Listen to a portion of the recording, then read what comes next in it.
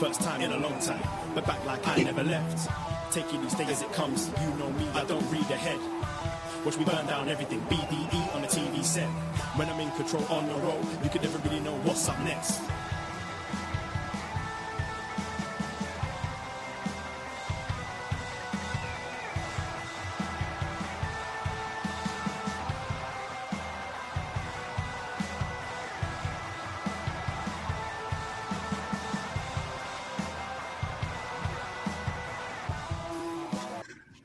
Hello. Does that song never end? Like, I felt like it was just going on and on and on.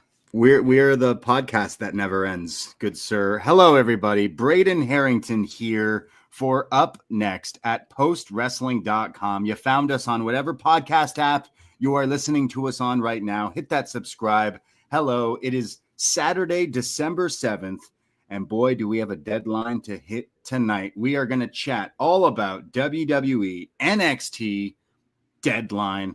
But my normal co-host, my life partner, Davie Portman, he's across the pond at a lovely wedding in Liverpool. So all the cheers and time off to our friend Davie Portman. I hope he's enjoying. But I've made the hot tag here to not only postwrestling.com's, but the host of Shot in the Dark, the host of What Up Doe, Collision Course, which he is a turncoat here tonight for not showing up at, but also part of the cage match team. He doesn't need an introduction here, but I'm gassing him up anyways. He is my friend, our NXT friend, John Siino Evil. Yeah, I got the phone call earlier today from the Rewind the Raw general manager, John Pollock, and the Rewind the SmackDown general manager, Wei Ting. And they did a little transfer window, and they put me up here in the NXT review while Brother Nate Milton is over there doing Collision Course with Kate. So good luck to them, Kate and Nate, as I'm filling in for Davie Portman, who looked like he's having a pretty good time there at that wedding over the pond there. Excellent. Yes, all the love to the post-wrestling universe, whether it's Collision Course, upNXT, John Away. We thank you. And we have a lot of people working for this website and for everything that we do. And shout out all the post-wrestling, all the postmarks as well, who help this thing go and help us operate. So yes, Davie Portman will be back. But Siino, you are here today. You're no stranger to upNXT. You've definitely been on tons of shows today. Are you still recovering from our Saturday night out just a few weeks ago, where we ended up at Rudy's a few times and Comedy Cellar? Because that one, I was hurting, buddy. I think I'm still feeling it. That was only like 2 weeks ago, but it feels like it was like months ago. But yeah, that was a great time. There was Rudy's was really fun. We had the hot dogs with the mustard. You told me that we were screaming mustard all night long. I'll take your word for it. Mustard. But yeah, the Comedy Cellar was a blast. Anytime I hang out with the BDE, it's fun. But yeah, it was all just us three on that Sunday, which is pretty nice. Me, you, and Davie. We got some Ichiran was really good over there by Times Square.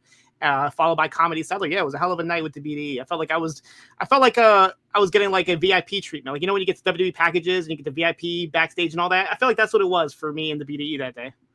Yeah, we were bar hopping all around New York City, the three of us. We went to Cellar. We got to see some great stand-up. I think it was Dave Attell, who showed up as well. He was awesome. We got to see some good comedy.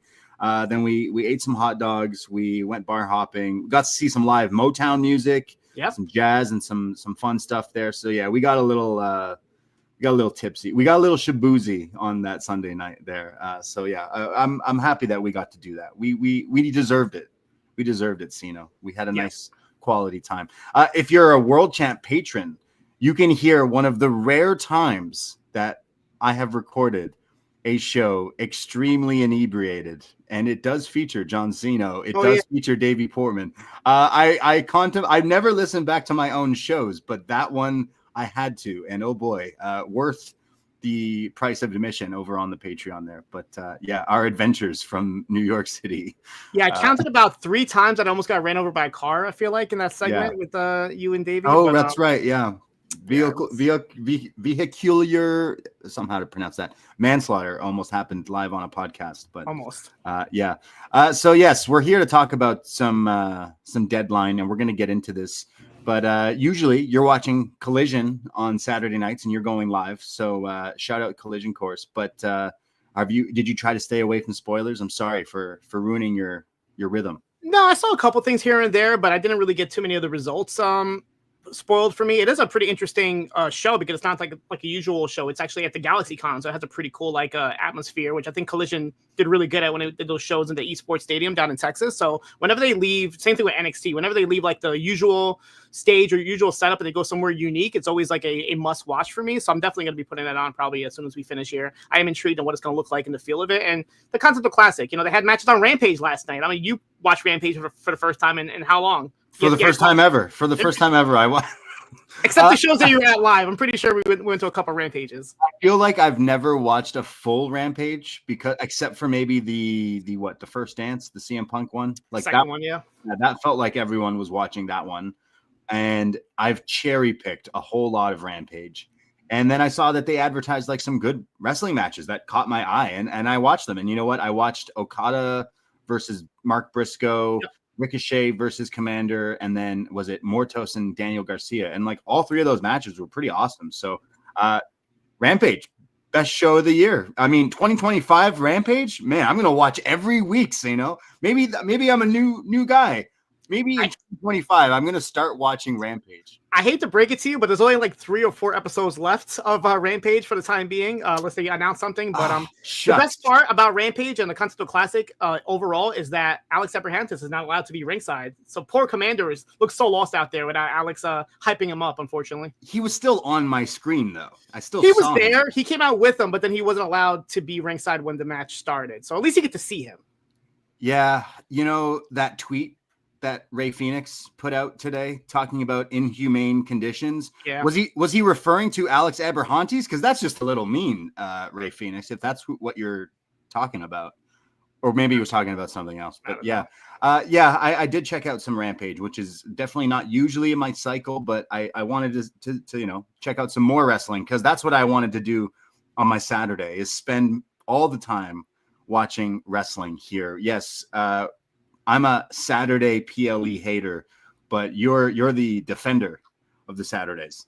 I love me some Saturday PLEs. I don't know if it's because I've been a father for a while and I feel like Saturdays is so much easier instead of having a late Sunday where I have to wake up the next morning and take my son to school. So Saturdays is great. I don't have to worry about like putting my son to sleep or anything. He's in the other room chilling right now. So I'm perfectly fine with Saturdays.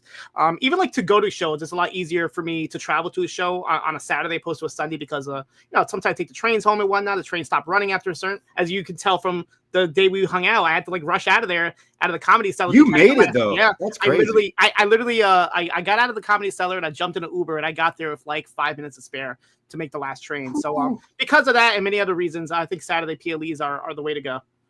Like I actually don't mind it because WWE seems to have moved things like earlier in the day, and I'm not sure if it's because of different time zones and stuff of where they're doing it. But like War Games last week or whatever ended before 10, as did tonight's show. Like tonight started at 7 and ended at like dead on around 9:45. So like that's a proper, because if it wasn't recording some podcast right now, it'd be perfect. Saturday, all right, we can go do something, go out or something. But like I like this because AEW, you strap in. Like we were at Full Gear, so you sit down. I had to go in early for the Costco guys, and like I was in that arena for hours. Like it felt like the movie Trapped almost. So like it felt like those go a little too long. Like there's no need to have wrestling going on from like 6 to midnight. You know what I mean? Like I like this form of WWE. I know there's critics because I'm in Canada, but I was using a VPN to watch on the WWE network, which is nice enough to give me a little warning saying, hey, this shit's not going to exist in like 2 weeks or something like that. Yeah. Is this the last show that you're going to be able to watch on the network, like live show? Like, yeah, you're not getting Saturday Night's Main Event on the network, I don't think.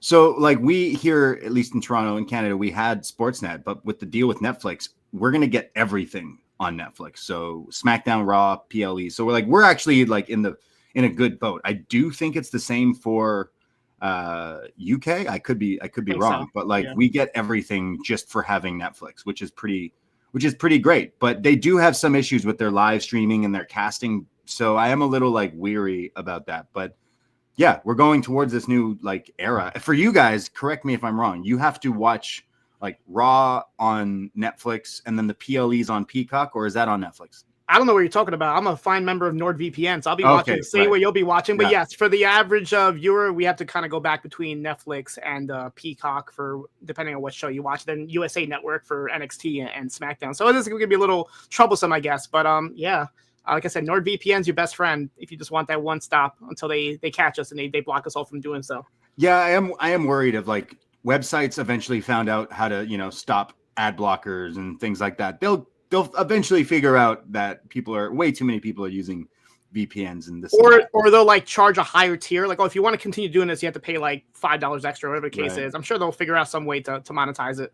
Like we're going to be spoiled, at least here in Canada, because we'll have it all just accessible. What does, have I have a few questions about the like library. Obviously, as a professional wrestling podcaster, I love going back and looking at old wrestling events, and we talk about them, especially a lot on our Patreon, and like that might be more difficult. I don't know if they're gonna like move the whole library over or like how that works essentially, but I guess more on that to come. I don't know. Maybe I'm the only one who's like, I just really want to watch some old Nitros. No, I'm sure there's some people thinking the same thing. When here in the States, when we stopped using the network and went over to Peacock, it took a while, and we still didn't get like the entire catalog that was on the network, but like it took a while for them to roll everything through.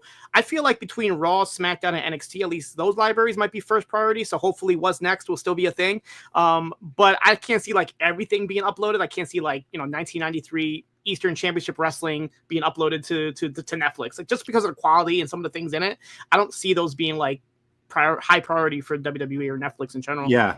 The other day I was using Tubi. Shout out Tubi, free streaming. And I noticed they have a lot of old, weird wrestling, like non-WWE, like Dark Side of the Ring was on there, but like Best of Brody, Best of the original Glow, like, Glorious Ladies of Wrestling. So like there's a lot of weird stuff on all these different apps, but hopefully the network, Netflix, and all that stuff, we can get access, because it would be great, because we do a lot of shows. We do a show called What's Next, Davie and I, on the Patreon, and we go through NXT from the beginning, and we're like right gearing up to, I think, the first takeover, and we can't just stop doing the show right as it's like getting into the real like meat of NXT in those golden years. So it's funny you say that, because I literally I caught up to the last 2 episodes of What's Next today, because I was like, I'm not gonna be able to watch these shows probably come January, so let me watch them now while I still have them, because as of right now they're on Peacock for us, but come January, and I'm sorry, they're not even on Peacock. I had to actually use the WWE Network through a VPN to watch them, because they're not even on Peacock. So January, I don't know what I'm gonna do,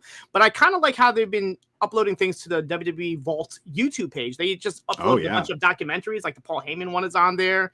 They just put an old episode of Saturday Night's Main Event. So I feel like they might start putting things on YouTube and maybe put it behind the paywall. I'll be okay with that, $5-10 a month, and keep like the live stuff on Netflix and maybe the catalog on YouTube, because YouTube and Netflix are the two like most used streaming services out there, I guess you can say. So I think that would be a pretty good idea to kind of put everything behind the vault. If you want to sustain that catalog of old footage, why not put it on there at least?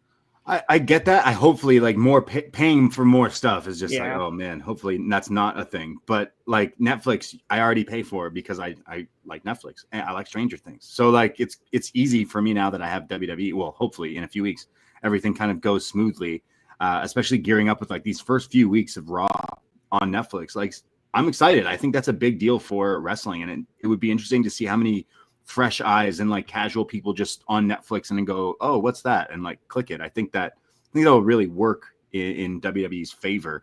But going through older stuff, they should release the DVDs for free on these things, because like other people are streaming them on their like illegal sites. Forget CM Punk, forget Cody Rhodes. I was watching some Netflix just yesterday, and the first wrestler that I saw on Netflix was somebody that I don't even see on AEW. That was Dr. Britt Baker, who had a nice cameo on the newest season of Cobra Kai. I was catching up to that. I'm like, oh, there's Dr. Britt Baker on my Netflix. I haven't. Is this the last season? So it's the last season, but they split it into 3 parts. So the first 5 episodes came out a couple months back. They just put up another 5 episodes, and then the final 5 of the entire series is in February, if I'm not mistaken. So they released it in 5 different parts, but this last season is 15 episodes. Who's the main bad guy from like the original movie? What's his name? Kreese. Kreese. Yeah, I haven't caught up to that show ever since the scene with, I'm not spoiling anything. Kreese gets arrested or put in jail, and then he breaks free. And then the next thing you see, he's hanging out with some Koreans in the woods. I was like, what is this show? It's just about kids doing karate. What the? Yeah. How did we get here? I don't want to spoil it too much for anybody who hasn't caught up yet, but like they're really scraping the bottom of the barrel with some of the cameos because they like brought somebody on screen and I'm like, who is this? And they literally showed a flashback of like one scene from Karate Kid 3 where he fights some random guy in the shop. I'm like, they really brought this random guy that didn't even have a name. So yeah, they're really trying to bring all the nostalgia. But it has been confirmed that when Cobra Kai ends, the new Karate Kid Legends movie that's coming out with Jackie Chan and Ralph Macchio is supposed to take place 2 years after Cobra Kai. So it is confirmed it is going to connect. So I would definitely catch up to it before the new movie comes out because it all connects. It all connects, Braden. At least it connects. We do need the showdown of Daniel-san versus Jackie Chan. Like that Miyagi versus I don't want to spoil it, but I have theories on how they can connect it to Jackie Chan. I feel like there might be a connection with Mr. Miyagi and Mr. Han. So yeah. Bring it. Have you seen the Karate Kid song with Daniel LaRusso? What is it? Ralph Macchio. He just got the star on Hollywood Walk of Fame, but then he's also in this Coldplay music video that is just brilliant. I would definitely. It's called The Karate Kid. Okay, I need to check that out. And like someone had shared the song to him, and he was like, "Oh, what a great song!" And he shared it on Twitter. And then Chris Martin from Coldplay the next day was like, "Yo, you want to be in the video?" And then like they made a video. And then now I saw that Coldplay's making a video with Dick Van Dyke with Spike Lee, and I'm like, what the hell is Coldplay? Okay, Coldplay's make some fun things going on. But yes, shout out Cobra Kai, shout out Britt Baker. You said, yep, she's in it. Yeah, crazy, cool. There, she just needs to jump ship already. Then I guess was that she wants to go to the Fed, hang out with her friends. I think a lot of people want to go to the Fed right now, unfortunately. So, well. We should jump into NXT. I did reference this Ray Phoenix tweet earlier because he did tweet out something that was like got a lot of people's head scratching. And there is a lot of websites, I think Fightful and many others reporting stuff about Penta being a free agent. So, of course, that led to a lot of people assuming that Penta might show up as one of the surprise entrants here tonight in NXT. Spoiler, that did not happen tonight. But Ray Phoenix tweeting 5 hours ago today, no one stays in a place where they are received inhumane treatment. Very He also tweeted, in response to somebody putting a tweet about like Ray Phoenix being used wrong, he responded with, I will have my chance to speak the truth. I might be speaking to him myself because he's appearing at this House of Glory show that's happening on the 20th December. It's actually going against Final Battle. I'm still trying to decide. I need to see more of this Final Battle card before I make my choice of either Ricky Starks potentially, or Ray Phoenix and the Hardy Boys at House of Glory, or whatever's happening, Matt Cardona and Jericho at Final Battle. So yeah, I feel like House of Glory is like the one safe spot for now where AEW talent can go and perform, but not GCW right now. But House of Glory seems to be okay. Yeah, I as long as there's wrestling all over the place, good, and for different places people can go to and everything, like cool. But when it gets down to it, I think the Lucha Bros were a pretty big part of AEW, especially, season 1, season 2. And like they put on a lot of good content from those guys. Like they were a big part of it, I felt. And for it to kind of end what's seemingly ending this way is kind of just bizarre. In the old days of WWE.com, future endeavored and so has been released. AEW just doesn't tell us and then lets these guys, get angry or air out their grievances or whatnot. So I don't think it's too crazy to assume the Lucha Bros will be WWE bound. I think we didn't get Penta here tonight, but like Lucha Bros versus Machine Guns, DIY, Fraxium, New Day. There's a lot of tag teams that like are super fresh, and I think WWE fans will like have their minds exploded seeing some of the stuff that Lucha Bros can do. So I would love to see them in WWE, and I hope that is where they end up. And honestly, if Ray Phoenix is tied up for another year or so for AEW, have Penta do a solo run. I'm perfectly fine with that. Something that we kind of asked for in AEW, right? So why not give him like a solo run? And then once his brother comes in, you can kind of move over to the Lucha Brothers tag team. Oh, so I'm completely overlooking this. Sorry. So Ray Phoenix is not able to leave. No, he's still on the He's still contract. He there. got extended because of his injury. That's probably one of the reasons why he put this tweet out today. But his brother, as of a couple of days ago, he was removed from the AEW roster. He's free to sign anywhere, go anywhere. Unfortunately, I gave it a heads up that he probably wouldn't be here tonight because it was reported that he was in Mexico. But then again, Obafemi was reported to be in Africa. So you can't believe everything on the net, I guess. But if all reports are true, Penta is free to go anywhere. So there might be a chance of him showing up, anywhere. So. Yeah, I mean, it would be great for him to show up. It sucks. It's because like only us, the fans, hurt. But I do see like WWE has done this in the past. WCW has done this in the past, where it's like, hey, we don't want to give you too much shine because we know you're leaving anyways. You've made it very clear that you're leaving. Why would we want to shine you up and make you look so great, and then only for you to become a bigger star elsewhere? But at the same time, it's only us, the viewers and the fans and the wrestler who only have so many months and years on their bodies left to do this, that he's just kind of, I'm sure, upset or pissed. Certain wrestlers love taking the paycheck and sitting time out, but certain wrestlers are like, no, I want to get out there and make even more money and matches and moments. So yeah, I hope we get to see the Lucha Bros together in WWE down the line. But if it's just Penta right now, then hell yeah, one of my all-time favorites. And like, I still hold that grudge when Cody no-sold the arm break in AEW. So let's run that back and actually break his arm. That's what I was going to ask you. So obviously you have a little bias towards NXT, but would you be okay with him debuting maybe at the Royal Rumble and him showing up and having a spot with a Cody? I don't think Cody's going to be in the Rumble, but like he could definitely have Mysterio. Rey Mysterio. That'd be a pretty cool spot. Yeah, in like the Rumble. Go right away. Like book a PLE like in a few months in Mexico and main event Penta Rey Mysterio. Like that would be amazing. Just do it. Like have it. Like Penta's like so great, and he should be used if he can be. So I would love to see him in WWE, especially in a singles run, because I love singles run Penta too. Don't get me wrong. We got to get back to, like, I know when everyone always loves his Lucha Underground run, but like that was a long time ago. But I still think he's got a lot left in the tank. Hopefully I agree. We get to see him.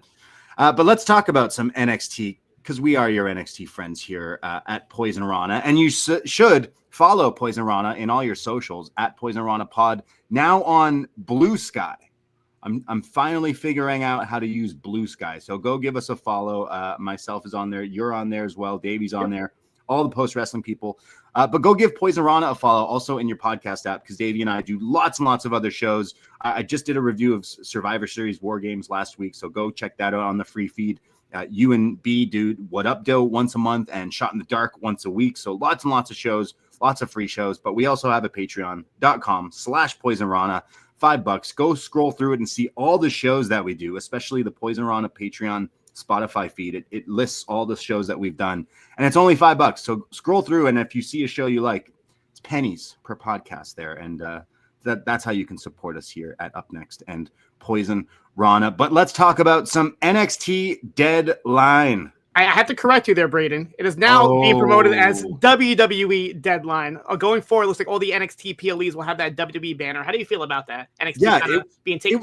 I looked around. There was nothing that said NXT anywhere in the venue or marketing or anywhere. It was WWE Deadline.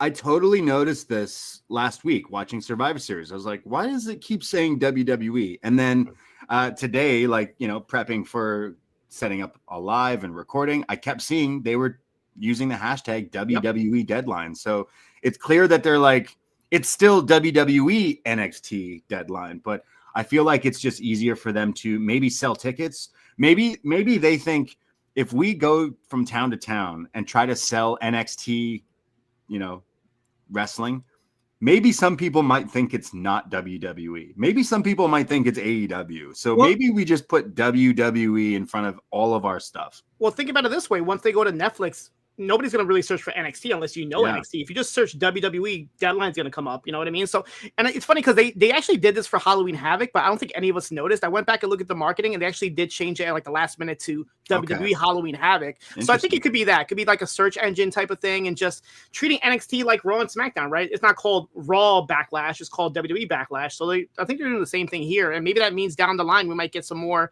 main roster talent on these NXT shows. We got, somebody showed up today with this whole transfer window. Who knows what's going to happen? We might get some trades up and down, and it's not really going to be brand specific show PLEs anymore. And that includes NXT. Yeah, no, I totally noticed it, and it threw me off with the way they were promoting it on the socials and stuff. But if that's what they're going with forward, sure. I mean, it is WWE NXT, so Yeah. it's fine. I think it's just an easier way for them to like keep their branding. Maybe, trying to sell, hey, this is another show we do. It's just like, no, it's WWE. It's just easier to just do it that way. So I have no issues with it. We all know what it is, and it is still under WWE. As many people through the years when WWE main roster was really tough and really hard to watch, so many people were like, yeah, I don't watch WWE, I don't support WWE, I just watch NXT. It's like they're owned by anyways, it all goes to the same place. But the place we're going tonight is Minneapolis, Minnesota in the United States, at the Minneapolis Armory here for NXT. I'm doing it already for WWE Deadline. This is an interesting venue here. It looked a little smaller than what we're like used to for WWE shows, but for an NXT show, I think like the capacity was like around 2,000 or something like that. Yeah, it looked really cool. It had like a really like bar club type of atmosphere. You see the bar in the background. You saw like the stage. It kind of reminded me of TNA Bound for Glory recently had a show in Detroit at the Fieldhouse. Kind of had that same type of vibe where it's kind of like everything is. It looks like it's kind of open, but it's really not. It gives you that aesthetic. But I really enjoyed it. Anytime they move to anywhere outside the Performance Center, it always stands out to me. But this one was a little special. It didn't feel like your average arena where you see a wrestling show at all. Yeah, and you know what? Like NXT, it might not be the most happening show or the most popular show, especially with how hot WWE is. But to do it in another venue, again, this is like, I saw WrestleTix today was posting around 1,800, which probably went up by the time of the show to around 2,000. So like it seemed loud. It was mic'd properly. The crowd are into it, and the crowd knew the characters. I think that's what matters with some of these shows. And I think NXT, which we'll get to, will be going on the road a bit more often. Yep. I think that's great for it. And they should go to smaller arenas and smaller little venues that can make things feel different and fresh and get these people's reps in and making towns and everything. But it's cool that we've made it here because SmackDown was there last night in the same city here. SmackDown was at the Target Center. Same city, nice. but a bigger arena. Yep. Now this is Minneapolis, right? This is what, home of Mall of America? Yes, the biggest mall of America. Not the one that we went to. We went to the second biggest mall of America, but it looked like a pretty good time. We saw Javon Evans was on a roller coaster. Yeah. It seemed like. But they don't have water slides at Mall of America. No, of course not. Yeah, get out of here. You got to come to New Jersey for water slides and ski resorts. SummerSlam 2025, baby. This summer, you're going to catch me at the Shrek Water Park again. Know it. That jungle jammer. Oh, boy. Water slide was crazy. Anyways, NXT Deadline, we kick things off with a great little video here. I did watch the pre-show. I had it on, and it was just most of the vignettes, a few interviews with some people preparing for their matches. But the video does start off, you mentioned Javon Evans on a roller coaster or something inside this Mall of America having a good time. We see Trick Williams staring at the Lake of Minnetonka. Or was this just a picture of Prince that he was looking at? It was Prince, yeah. Yeah. We have like all the superstars arriving here tonight, and then we hear to me, I always think of Family Guy, Ding, Frazer, Done, but whatever this Christmas orchestra song. The Home Alone song, right? The song that plays when he's running out of the church, yeah. Yeah. Is it? I don't know. That one. Yeah. I think it's the same song, yeah. Yeah, we'll get John Pollock on the case. But yes, we kick things off with WWE Deadline here.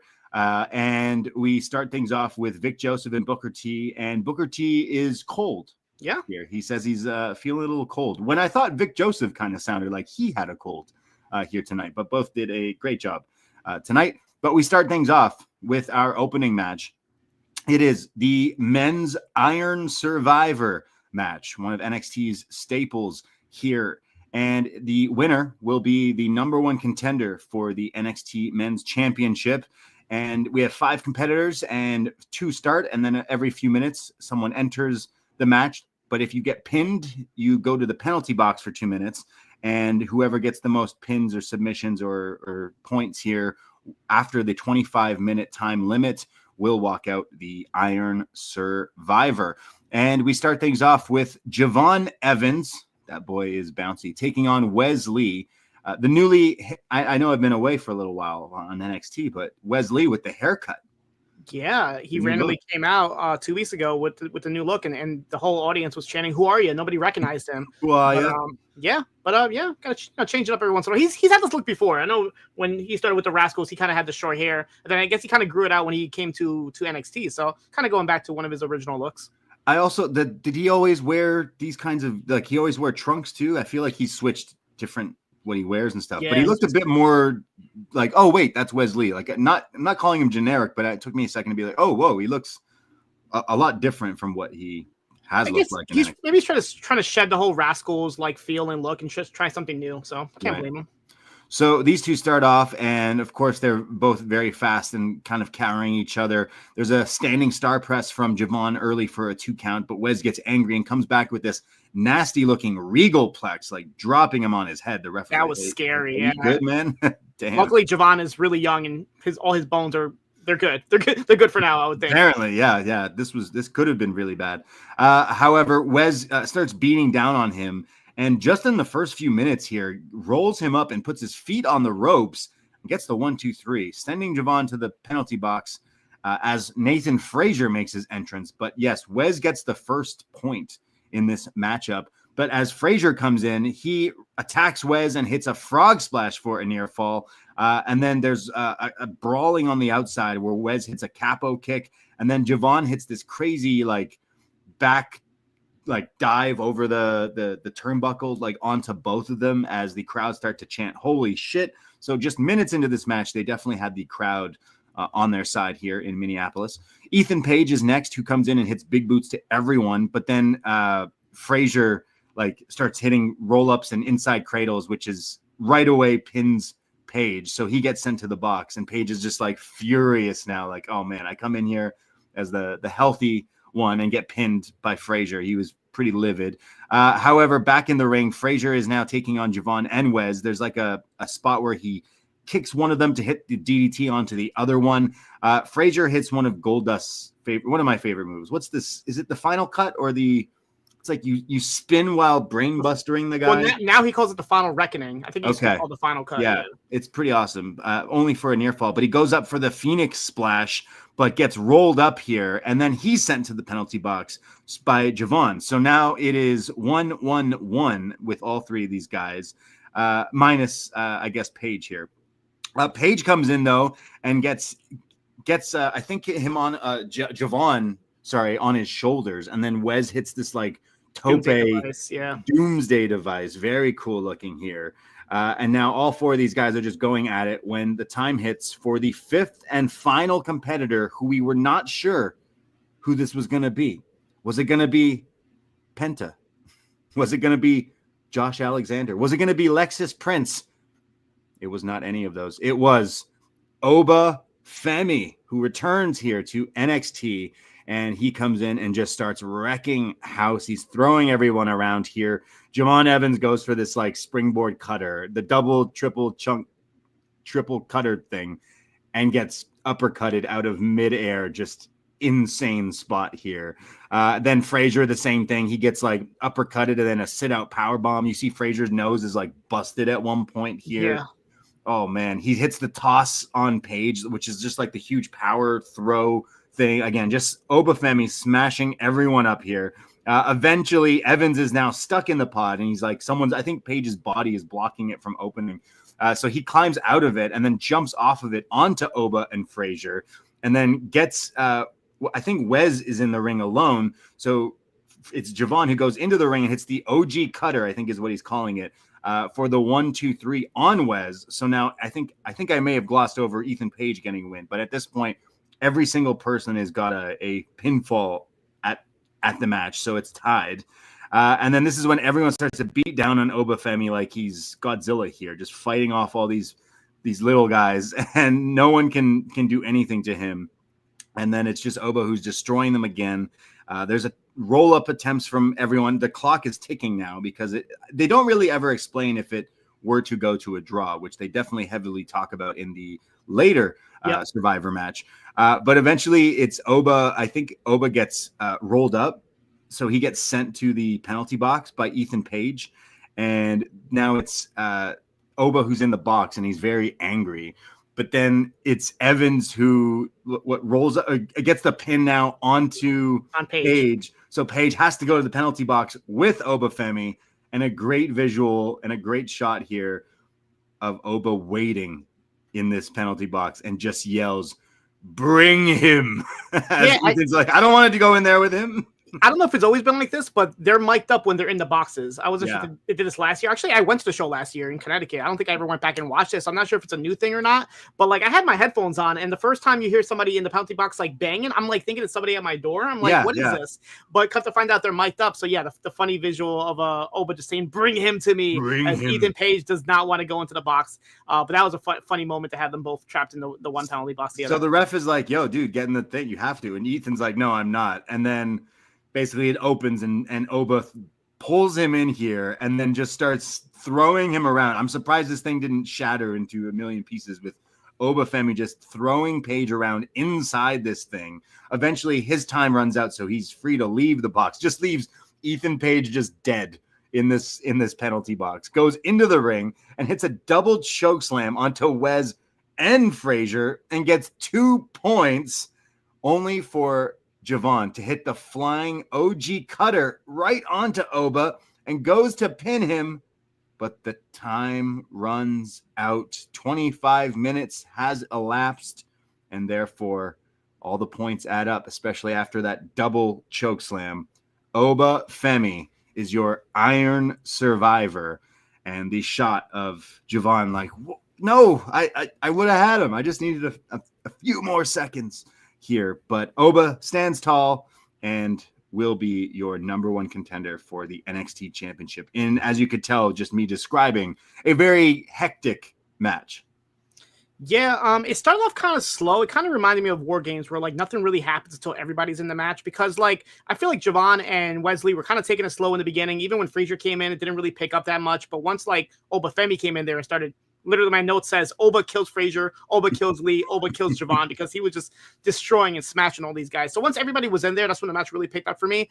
And the endings are always fun in this because you really honestly don't know who's going to win, right? Like Javon is up by 2 points and he could win. And it's like, there's no way that Oba can win. He could tie it, but lo and behold, he chokeslams 2 guys and does a double pin to get 2 points to win the match. So I think it was a pretty cool, innovative ending.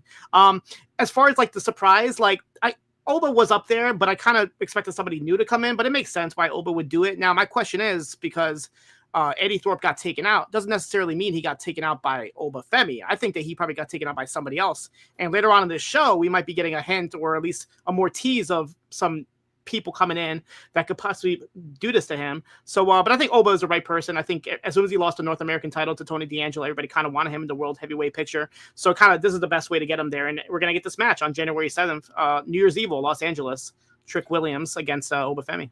Yeah, no, I mean, Oba coming back is the right choice. He got so over in the last few months. Like this was a big year for him. Every North American title match he was part of was like stealing the show, and really anytime anyone who was, you know, I think of any of my friends who are like the casual NXT watcher, like they might listen to the shows or they might watch once in a while. Whenever you first see Oba Femi, you're like, oh yeah, who's this guy?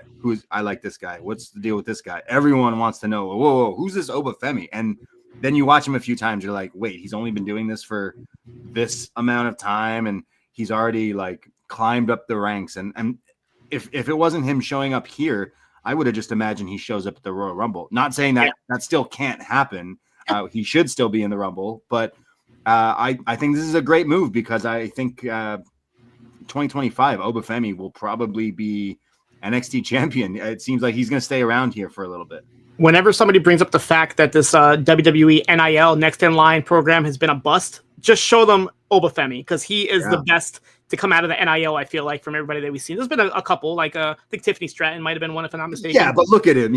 Oba is a monster. He's a freak of nature. And he's only been there for like not even 2 years on NXT, and he's already killing it. So yeah, I fully expect him to get the title and potentially move Trick up to the main roster that way. Like I don't even want to like hear he's too new, he's too green. It's like, look, he learned how to uppercut people and wreck powerbomb people and do all these things. Like he looks like I've heard the comparisons to, you know, young Brock Lesnar. It's like just push him right away. And NXT is a great place to try that stuff out, and I think people will get behind him. And he already has the entrance, he has the charisma, he has the presence. When he comes out, everybody just stops and looks at him. So not only can he move in the ring for a big guy, but he can, stand out when he even makes his way to the ring, which is hard to do, I feel like. I kind of agree. This match, I thought with Wes and Javon, especially with them feuding, which will continue the feud as we'll see later, but I thought maybe it was missing a step for the first little while. Like it took a while till everyone got in, and then it started getting like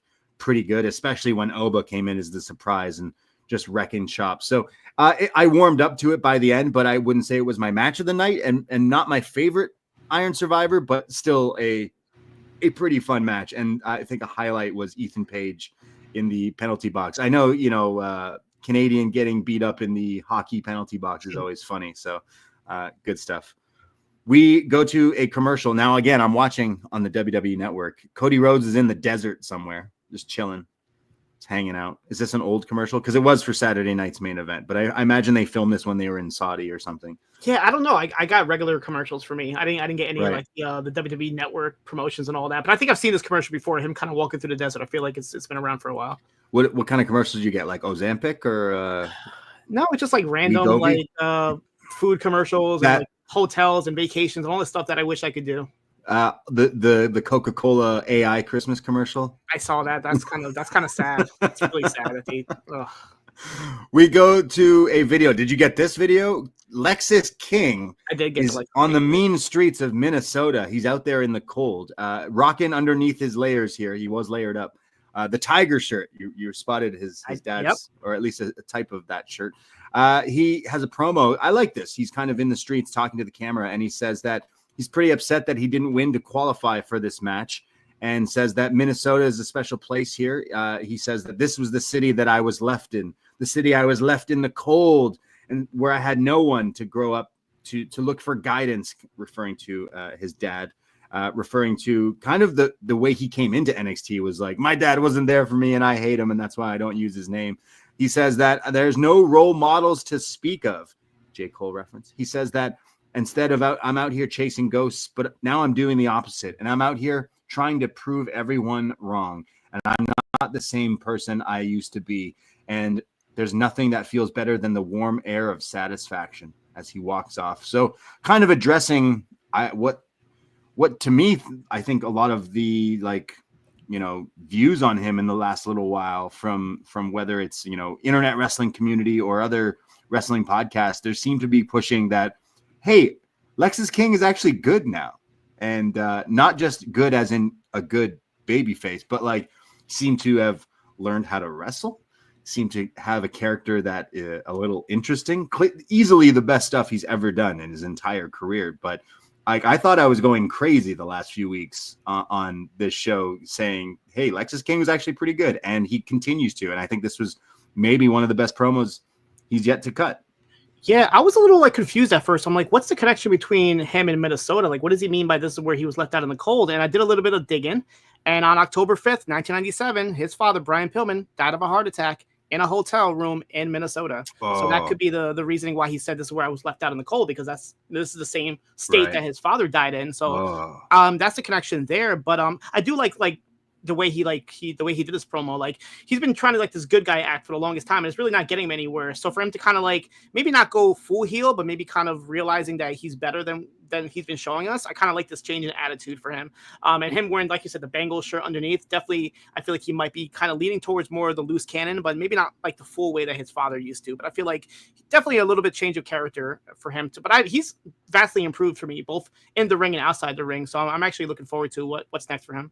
Yeah, again, I feel like I'm taking crazy pills, but the last month or so, even more than that, he's definitely stepped up with the hints of the baby face wrestling. It showed that he's actually been getting reps in and actually not just doing the flying clothesline. That was like the only move he ever did, or headlocks. It seems like he's actually trying, and it's like, hey, I got to try this, or it's this or bust. Essentially, is what the dark side of the ring. Like, they should go more into that a little bit if they really wanted to, but. Again, I actually thought he sounded really good here. So we'll see what happens with don't call him Loose Cannon. Don't call him Pillman, even though we kind of assume maybe he might change his name back to that. I don't know.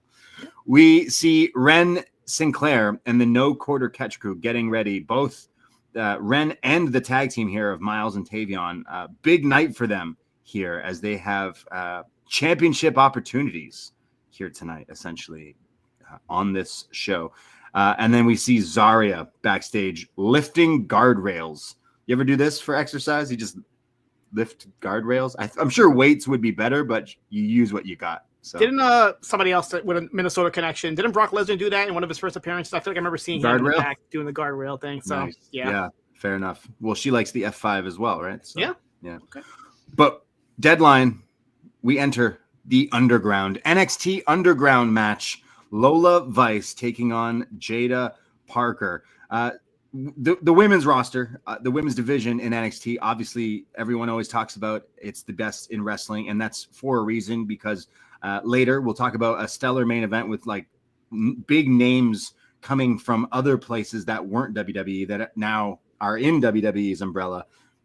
But then you also have some prospects that over the last year, I'd say they've really worked on, and you don't need to have, just, it's for the title and that's the story.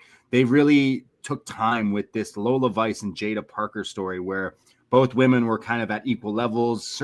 Both of them have had title opportunities, both fell in short, and then they were kind of teasing that they were friends, and then can they coexist? And then it's kind of just fallen apart, and it's become pretty violent, where we saw the Brick get involved at the Halloween Havoc. So I actually thought they did a really good job of, over the last, I'd say, month, like setting this, probably longer than a month, setting up this like big payoff match for this. So I was kind of looking forward to this one. Yeah, even the promos, like probably the two standout portions of the pre-show were the promos from Lola and Jaida, where they're both kind of like just talking shit to each other. Just like natural charisma and energy from both of them, I feel like. And they really click well together. They both have very similar styles and very similar just personas, I guess. So I think I was really looking forward to this match the most. And I always like when they do the NXT Underground. I did just watch Bloodsport. Shout out to Carmen Petrovic and Miles Bourne around that show. So it's obviously not on that level, but I do like the WWE style of it sometimes. Yeah, like so far, the NXT Underground matches have been pretty fun, and they show highlights. Mentioned Lola has been undefeated, and will she walk out undefeated here? So there's no ropes.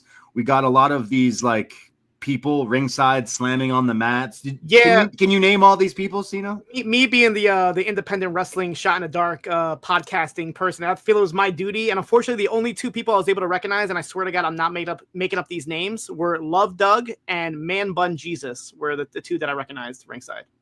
I don't know who either of those are, but I kind of like those names. Yeah, Love Doug is really fun. He's done MLW before. He has kind of like a Cupid type gimmick. He comes out with the wings and the bow and arrow and everything. We could use him on NXT. We could use a Cupid on NXT. Oh yeah, Love Doug would fit like a glove in NXT for sure. So this is the no ropes. It's the fake MMA blood sport type thing here. And we have them come out. They're in like their MMA gear almost. Lola, obviously no stranger to this type of match.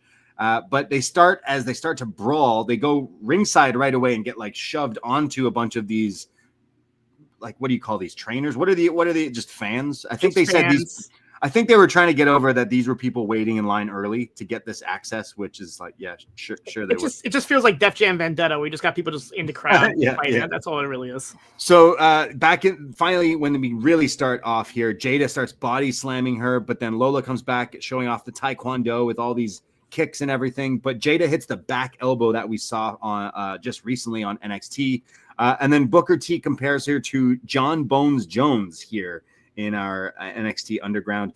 All while this was happening, I had to message our friend Eric Marcotte, who's a big MMA expert at Post Wrestling. I said, Eric, you're missing the MMA. And he replied that he wasn't missing the MMA because tonight was also UFC, and I quote, featuring the ghost of Chris Weidman.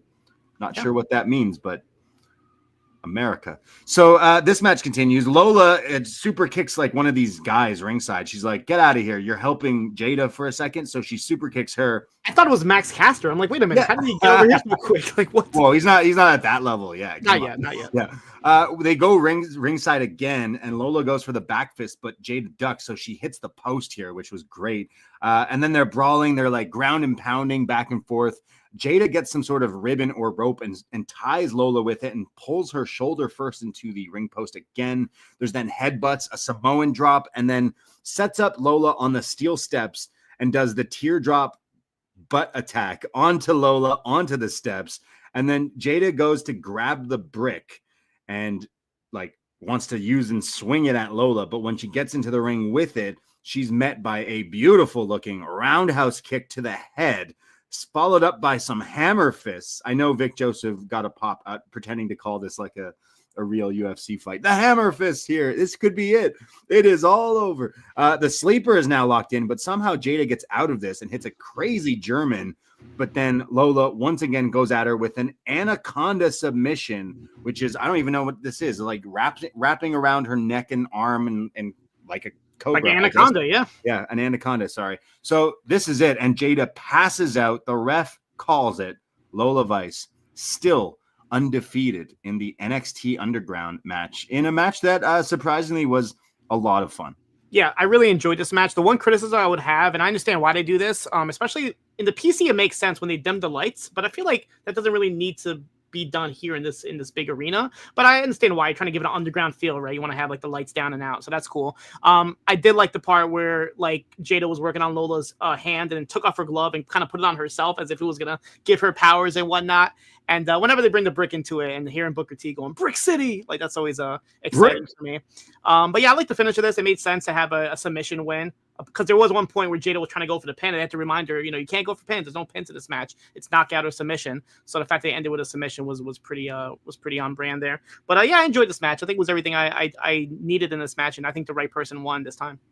Yeah, I'm happy that Lola stays undefeated. I think this is a gimmick she can run with even down the line. But I've really gotten into Lola Vice and Jaida Parker. Like, I think these two are becoming proper stars here in NXT, and I think they would fit pretty well on the main roster. Like they both fought for the title. They were both part of Roxy's reign this year and didn't win, but at the same time, like it elevated their stock so much that I think both of these women could be, stars on WWE TV. So especially with them introducing women's IC and US titles, either one of them I feel could be in that picture like tomorrow, honestly. Yeah, no, absolutely. Like fantastic. Is Shawn Michaels already in the Hall of Fame? Twice, yeah, for solo. Oh, he is? Yeah. Okay, you want to put him in again. Put him in again for the talent Shawn Michaels sees these days. NXT Booker.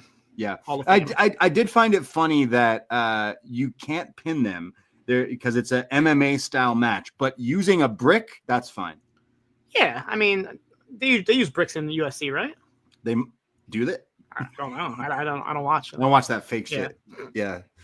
Actually, I really did like this match. I've loved kind of all the NXT Underground ones. This one might be my favorite. I love the attitude of Jaida Parker. Like, not only has she stepped up as a wrestler, but her character like is believable. It's like she's kind of scary, Like I like it. And Lola Vice, like I like these two. I hopefully we get to see like one of them's got a challenge for the title again after this. I mean, Lola's got a challenge again after winning this, but I don't know necessarily if that's the case. But yeah, I enjoyed it. I can see her going after the North American title. Right now it's Fallon Henley. I can see maybe Lola and Fallon. Oh, right. Yeah. Right, of course. Yeah, we have the North American title. So bring the bricks.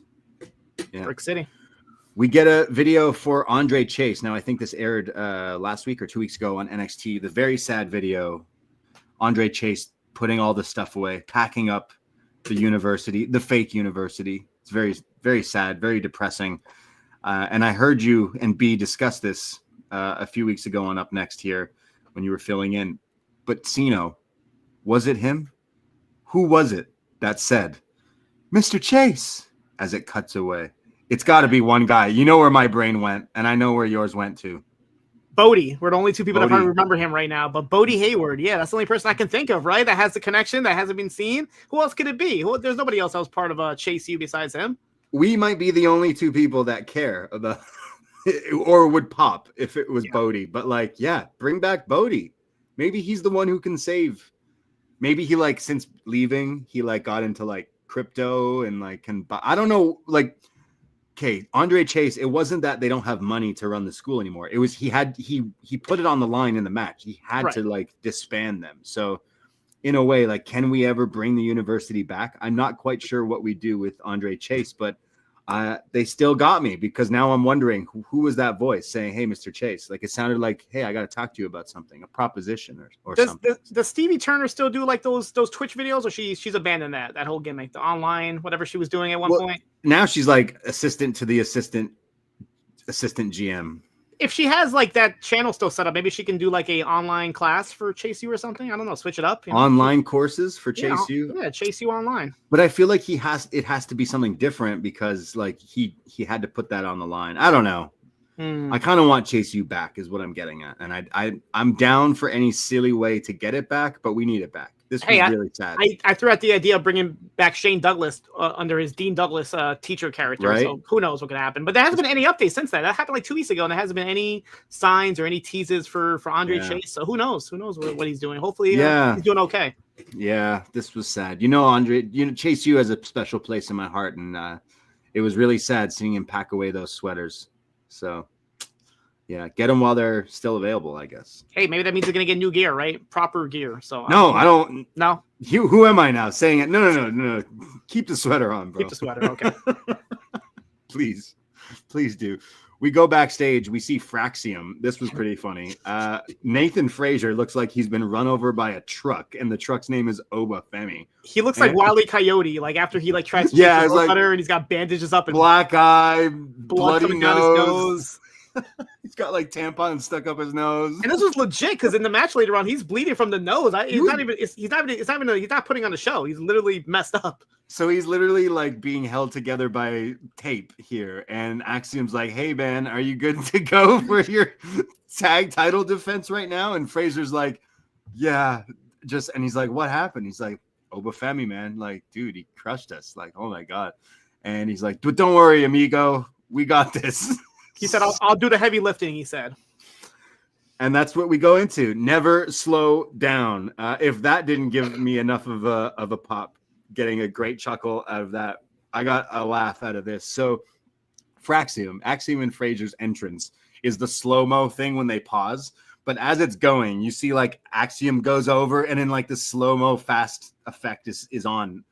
He like high-fives some kids. But you just see Frazer. It's like a Family Guy sketch. He's like just standing there defeated, and it's all in the slow-mo thing. Oh man. If you ever see like an old like 90s, like Beverly Hills 90210 or something, and somebody gets drunk and they're not supposed to. Yeah. So, like in slow motion, all these effects and everything's fast around them. That's what it looked like.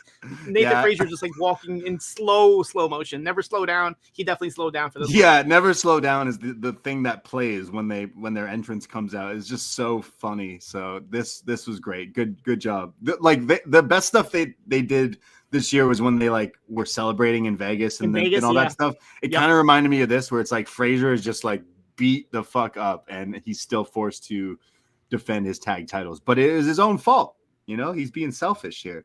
So Frazer and Axiom taking on the team of the No Quarter Catch crew, Tavion Heights and Miles Bourne. They won this opportunity in the Battle Royal. This is a pretty big night for NQCC, and especially for these two as well, like being featured not only on a PLE, but a tag title match here. I'd say this was a big moment for these two. And things start off here with Frazer, who said, "I'm going to do the heavy lifting, amigo." Starts off against, I think, Miles Bourne, and just gets shoulder blocked, and he rolls right out of the ring, tags in Axiom, and goes, no, you got this. So Axiom is like, all right. So he gets in there, and this is when Tavion tags in too, and they start going at it, and Tavion is just wrestling Axiom here. There's these crazy like transitions and smooth wrestling like holds, but eventually hits this like front chancery suplex. I swear I've never seen before, but Tavion Heights is a freak of nature. He's a beast. So he starts throwing Axiom around. Frazer tries to come in. He's running the ropes and then sends those two guys out. This is when OTM come down, the friends of Jaida Parker, out the mud. They're kind of angry that they didn't win the Battle Royal this week. And they're just kind of standing around. I thought it was a little weird that they had come out, but it was clearly just to set up this spot where Tavion catches Frazer and belly to bellies him in the ring, out of the ring, over the ropes, onto all of these guys, which was a crazy spot. Poor Nathan Frazer just getting his ass kicked here tonight. This eventually sends OTM back out, which I think is why like they were here just to take that Just spot. to take the spot, yeah.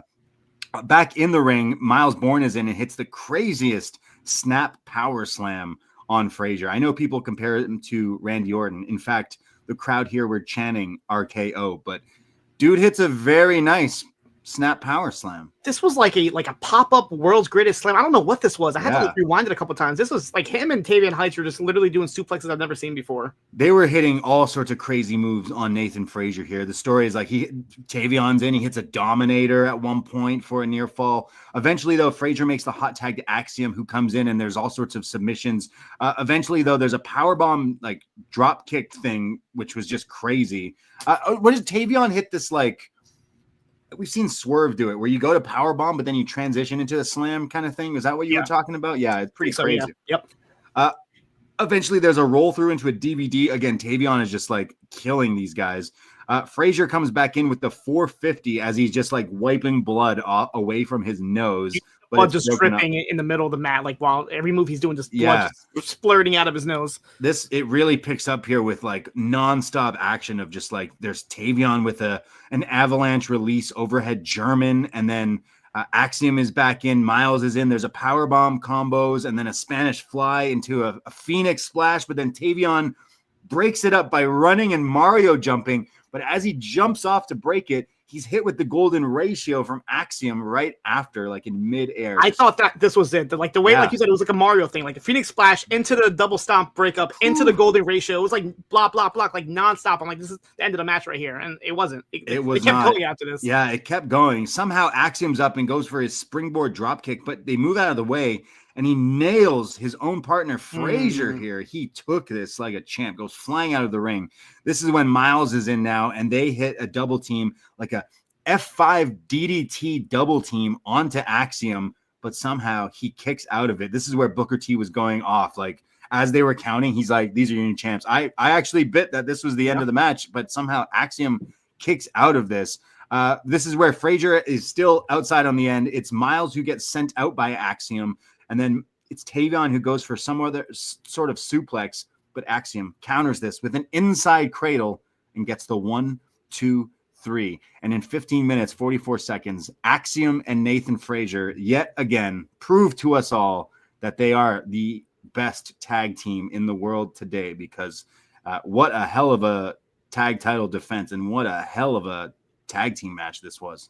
I'm going to say it right now, this is my match of the show. Like the main event, we'll talk about it. That was a great match. But this match, I literally bit on every near fall. Like as Vic Joseph said, by the string of Axiom's mask, for Axiom got the win here. Like I thought this was it. I'm like, this makes perfect sense for him to drop the title. You got Frazer's all beat up from the Iron Survivor match. He's bleeding all over the place. He got hit by his own partner. Put it on the No Quarter Cash crew, right? And no, Fraxium still somehow was able to get the win here. And honestly, I'm not mad about it because they are hands down my favorite tag team of 2024. Easily. Like there's some good tag teams in this year, but nothing hits like these guys. This run they've been on is incredible. And I kind of agree with you that I think this was my match of the night, as much as I will rave about the main event, and it is awesome. But this almost was like a sleeper hit. Not that I didn't expect this to bang, because Tavion and Miles are really talented young kids, and this was their like coming out party. This shows to me that they should remain a tag team and can keep going until they win the titles, because I kind of want to see them run this back. This was awesome. And if you watch anything from this show, it should be this match. I mean, this and the main event were really, really solid matches, but some of the near falls, I did genuinely think it was over because of also the gimmick that Frazer is working like injured and beat up from the match earlier. It would like tie into that's why they lose. But the whole story of Frazer and Axiom since day one is like they don't really get along. It's the coexisting kind of thing, but they do it really well, I think. And I don't know if these two as single stars right away would make a lot of sense. So I hope that they never break up in NXT and that we get them on the main roster, because we got Machine Guns, we got DIY, New Day, maybe Lucha Bros, and on and on and on. And like they are heel DIY. Imagine heel DIY versus Fraction. But like you said, the Street Profits, the New Day, Lucha Brothers potentially. Keep them together. They do like I like this. Their story should be like they always bicker. They always like somehow they somehow win regardless of their issues, right? Yeah. Have them be like this troublesome tag team that gets through whatever issue is presented in front of them and still come out the victors. Because I love it. I love them working together, honestly. Yeah. This was really great. Again, all the love to Tavion Heights, who's totally stepped up. Miles Bourne totally stepped up with some of the stuff in this match. It was PLE worthy. Dare I say, takeover worthy. This felt like an old school like NXT tag team match, and that Axiom have brought that back to these titles. And I haven't enjoyed the storyline of how we got to this, where it's like Ava was like, yo, this tag division sucks. We need like a battle royal to figure it out. And then we got these guys. But now coming out of this, like Miles and Tavion should keep chasing for these titles, and, you know, should maybe rematch it and get the win and get the titles eventually. But yeah, this was awesome. And as the cameras are on Frazer and Axiom, they're like hugging after the match. And like, I think you hear Frazer say it, like, we are the best tag team in the world. We just proved it again. And I completely agree. They are legit, too legit. They posted a selfie on their Instagram after where it's like both of them with the title belts, and you don't see anything from Axiom because he has a mask on. But then Frazer, his face is all beat up, his eyes are all black and bloody nose from his nose, and Axiom just there, you know, smiling under the mask, I guess. It's like taking a picture from the hospital room there, just all destroyed, but still won. Still won. This was great. This was definitely it woke me up. Like I thought this was a hell of a tag team match. And again, tell me a tag team in 2024 better than these two. Like, there just isn't one. So I hope they stick together for quite a while. And I just salivate at the dream match opportunities between these guys. So it took me a long time to get into what I always call the Power Rangers. Which is funny because the No Quarter Catch Crew music sounds like the Power Rangers theme song from the original. But yeah, this was really great. We go backstage. Javon is being interviewed. He's sad about losing the match early tonight. He says, I was this close. If I just had a few more seconds, there's a chance I could have pinned Oba. I would have tied it up. We would have continued the match, you know, but it is what it is. And put me in again. Put me in next year. Hell, put me in the women's one tonight. And then says, no, I'm joking though. But like, some of those women are really scary and they would beat me up. And this is when he's interrupted by Wes Lee, who says, what the hell are you doing? You're embarrassing yourself. I don't know if you're too stupid or just blind, or like you don't even know what you're doing. Just being a dick. He said, are you stupid or are you dumb? Which I swear I've heard the same line like 3 times this month. Because isn't that what Mercedes said to Camille? And Camille said it back to her. Right. When she quit. It's like, is this like the go-to line? Are you stupid or are you dumb? I've never said it to anybody. I wouldn't say that to someone. It's so mean. I got to say, I'm in Toronto, and there is a Toronto slang thing for the last few years. Goes around. People say it to each other all the time. It's, are you stupid? Are you dumb? It's a thing. I don't know, but are you stupid? Are you dumb? Is a thing. But she says, he said, are you stupid or are you dumb? So yeah. Wes says, I you know, maybe I'm neither of those things, but like all I know is I'm not salty like you. And this pisses off Wes, and he attacks him. So these two get in a brawl, and I assume this feud continues. I think we deserve one more match out of these two. Yeah, I think Ava said that it might be happening this Tuesday, if I'm not mistaken. They didn't show us the graphic, but I thought I overheard her say we might be getting the rematch this Tuesday. Hopefully soon, because I love the one they had a while back, and it'd be good to see it again. We go to our next match. It's a match I hope I don't have to watch ever again. It is for the NXT Championship. The champion, Trick Williams, defending against Ridge Holland. Now, this all comes because Ridge fought Andre Chase for the #1 contender spot and also putting up the university. Ridge beat Chase U after months of tormenting them and just destroying the university from the inside. And now Chase U is no more because of Ridge Holland. So, yes, they used a NXT fake university to tie in to give the main title picture some heat. And it didn't really work. So then this last week, they thought, what can we do to really heat this up? Eric Bischoff. And you know what? That also did not work for this match. I didn't get my my rocks off on a podcast yet on Wax to talk about my love for Eric Bischoff. You know, I have a soft spot for Eric Bischoff. I grew up in the 90s. I love WCW, NWO. But what the fuck was he doing on NXT? That was some bullshit. That was just like, yeah, I'm here. Hey, what's up? Fuck AEW. He literally didn't do anything to the point where 2 days later, he hosted an MLW show right here in Queens, New York. And after seeing his performance at NXT, I'm like, I think I'm gonna stay home. I don't think I'm gonna. He didn't really do anything to entice me to make the trip down to Queens. But yeah, he literally did nothing in this feud. Like they tried to use the sound bites in the video package, but it didn't really bring anything more to what was already established between them. Like, what did he do? He didn't instigate anything. He didn't like cause any disturbance. It was just just them fighting like they always do. That would like his whole segment, the whole promotion from the week before was a giant, complete waste of everyone's time. And like, again, all the flowers to Eric Bischoff for all the stuff he has done in wrestling. But lately, he just likes to shit on wrestling. And then WWE invites him for NXT, and he just made it worse. He just made whatever this was, which wasn't good to begin with the whole Ridge stuff. But they managed, Eric Bischoff, you managed to make this worse. By doing absolutely shit all in it. The only way Bischoff can redeem himself is if he shows back up on Tuesday and Trick Williams is doing a promo, he's the victor or whatnot, and Eric Bischoff shows back up or even shows up on the Tron and gives Trick Williams a 3-minute warning, and out comes out maybe a Hikuleo, maybe a Lance Anoa'i, kind of like a throwback to the original 3-minute warning. That's the only way Bischoff can redeem himself, because so far he's done nothing to better the show, honestly.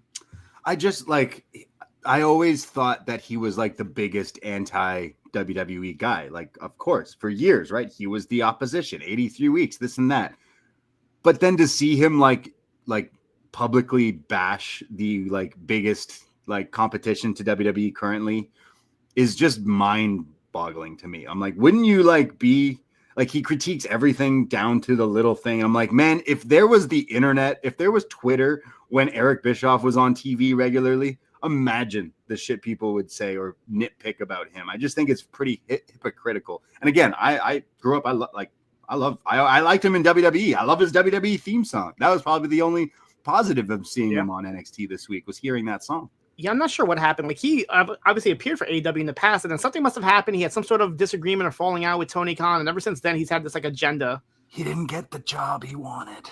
Possibly. That could possibly be allegedly. I don't know. I'm just like, but, that would probably make sense of why he's so fucking grumpy at like, don't watch it if you don't fucking like it. I don't know. Like, the second half of 2024, like the cool thing to do is just shit on AEW. I feel like, so he just kind of jumped on the bandwagon. But Tony Khan responded. Tony Khan says, I don't listen to what he's saying. I don't care what he says. So if he doesn't care, I don't care. Like Bischoff's is like, I had more ratings, and TK's like, well, my show will be on TNT longer than your show, and I at this point, like, AEW will run longer than Nitro and all that stuff. But I just find it weird. It's like, dude, you should be like supported. I don't know. I find it weird. And then on top of that, WWE bring you in and you shit the bed. You suck. And the ratings tank. Not that I even care, but I just thought that was funny.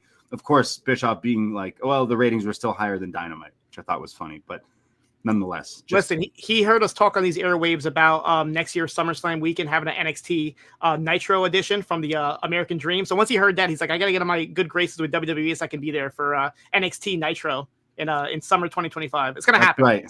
That's right. American Dream. Yeah, I loved what GCW did at American Dream just this month or last week or 2 weeks ago. I think NXT could run American Dream, especially SummerSlam weekend. I think so. I don't think Eric Bischoff needs to be involved in that whatsoever, but that still needs to happen. If it's a WCW tribute show, which I feel like they should do, they've done ECW like every year. I feel like do a WCW one and have Bischoff just out there introduce us to the show. That's all. We already have a WCW tribute show. It's called Dynamite every week Wednesdays on TNT. Good point. That's a good point. They're already on the same network, so yeah. I just really don't want to talk about this match, so let's breeze by it. Ridge Holland taking on Trick Williams. You know what even pissed me off even more? Even Booker T didn't give a fuck about this match because Booker T didn't even do his ad libs. Nope, he let the crowd do it. The crowd, I'll give it to them. They were into it. At least Trick's entrance, at least. Yeah, Trick's music always hits, especially live. It's such a big fan thing. And when we went to a few now shows with Trick, we were doing the ad libs with each other and all these other fans. It's pretty fun. The crowd were really into Trick Williams. They were not into Ridge Holland. The story going into this is Trick is not 100% because Ridge was attacking the neck of Trick just this past week on NXT. And this is how the match starts. Ridge attacks him right away. And it goes for the neck and goes for the Redeemer DDT, but Trick escapes out of it. On the outside, there's a short arm clothesline from Ridge as he's trying to just beating down on Trick. back in the ring, though. Trick gets some offense in and hits a neck breaker of his own. And now he starts to target the neck with a jumping neck breaker for a 2 count. But Ridge comes back and starts just standing and stomping on the neck of Trick here. Eventually hits his overhead, like belly to belly, Northern Lights suplex. The suplex we all know he hit on Big E. And right away, Trick is like selling the neck. So they're still using this in story here. The suplex is hit quite a few times here on Trick as he starts to sell the neck. Ridge hits a sit out neck breaker here for a 2 count. However, Trick Williams comes back. He hits a float over DDT for a near fall, and then starts to fire up with these like side kicks, like the Booker T sidekick things to the face.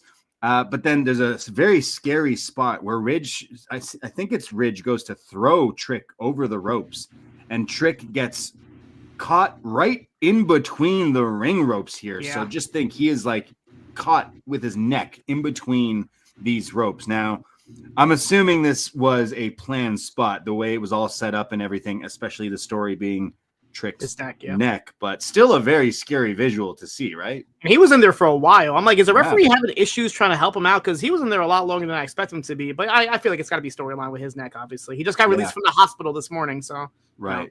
Sell it. So he's really selling this, and he's like selling the neck. It's the ref who's just like pulling on these ropes and struggling. They did a good job because it scared the crowd. It scared me a little. I'm like, okay, it looks like this is what's supposed to happen.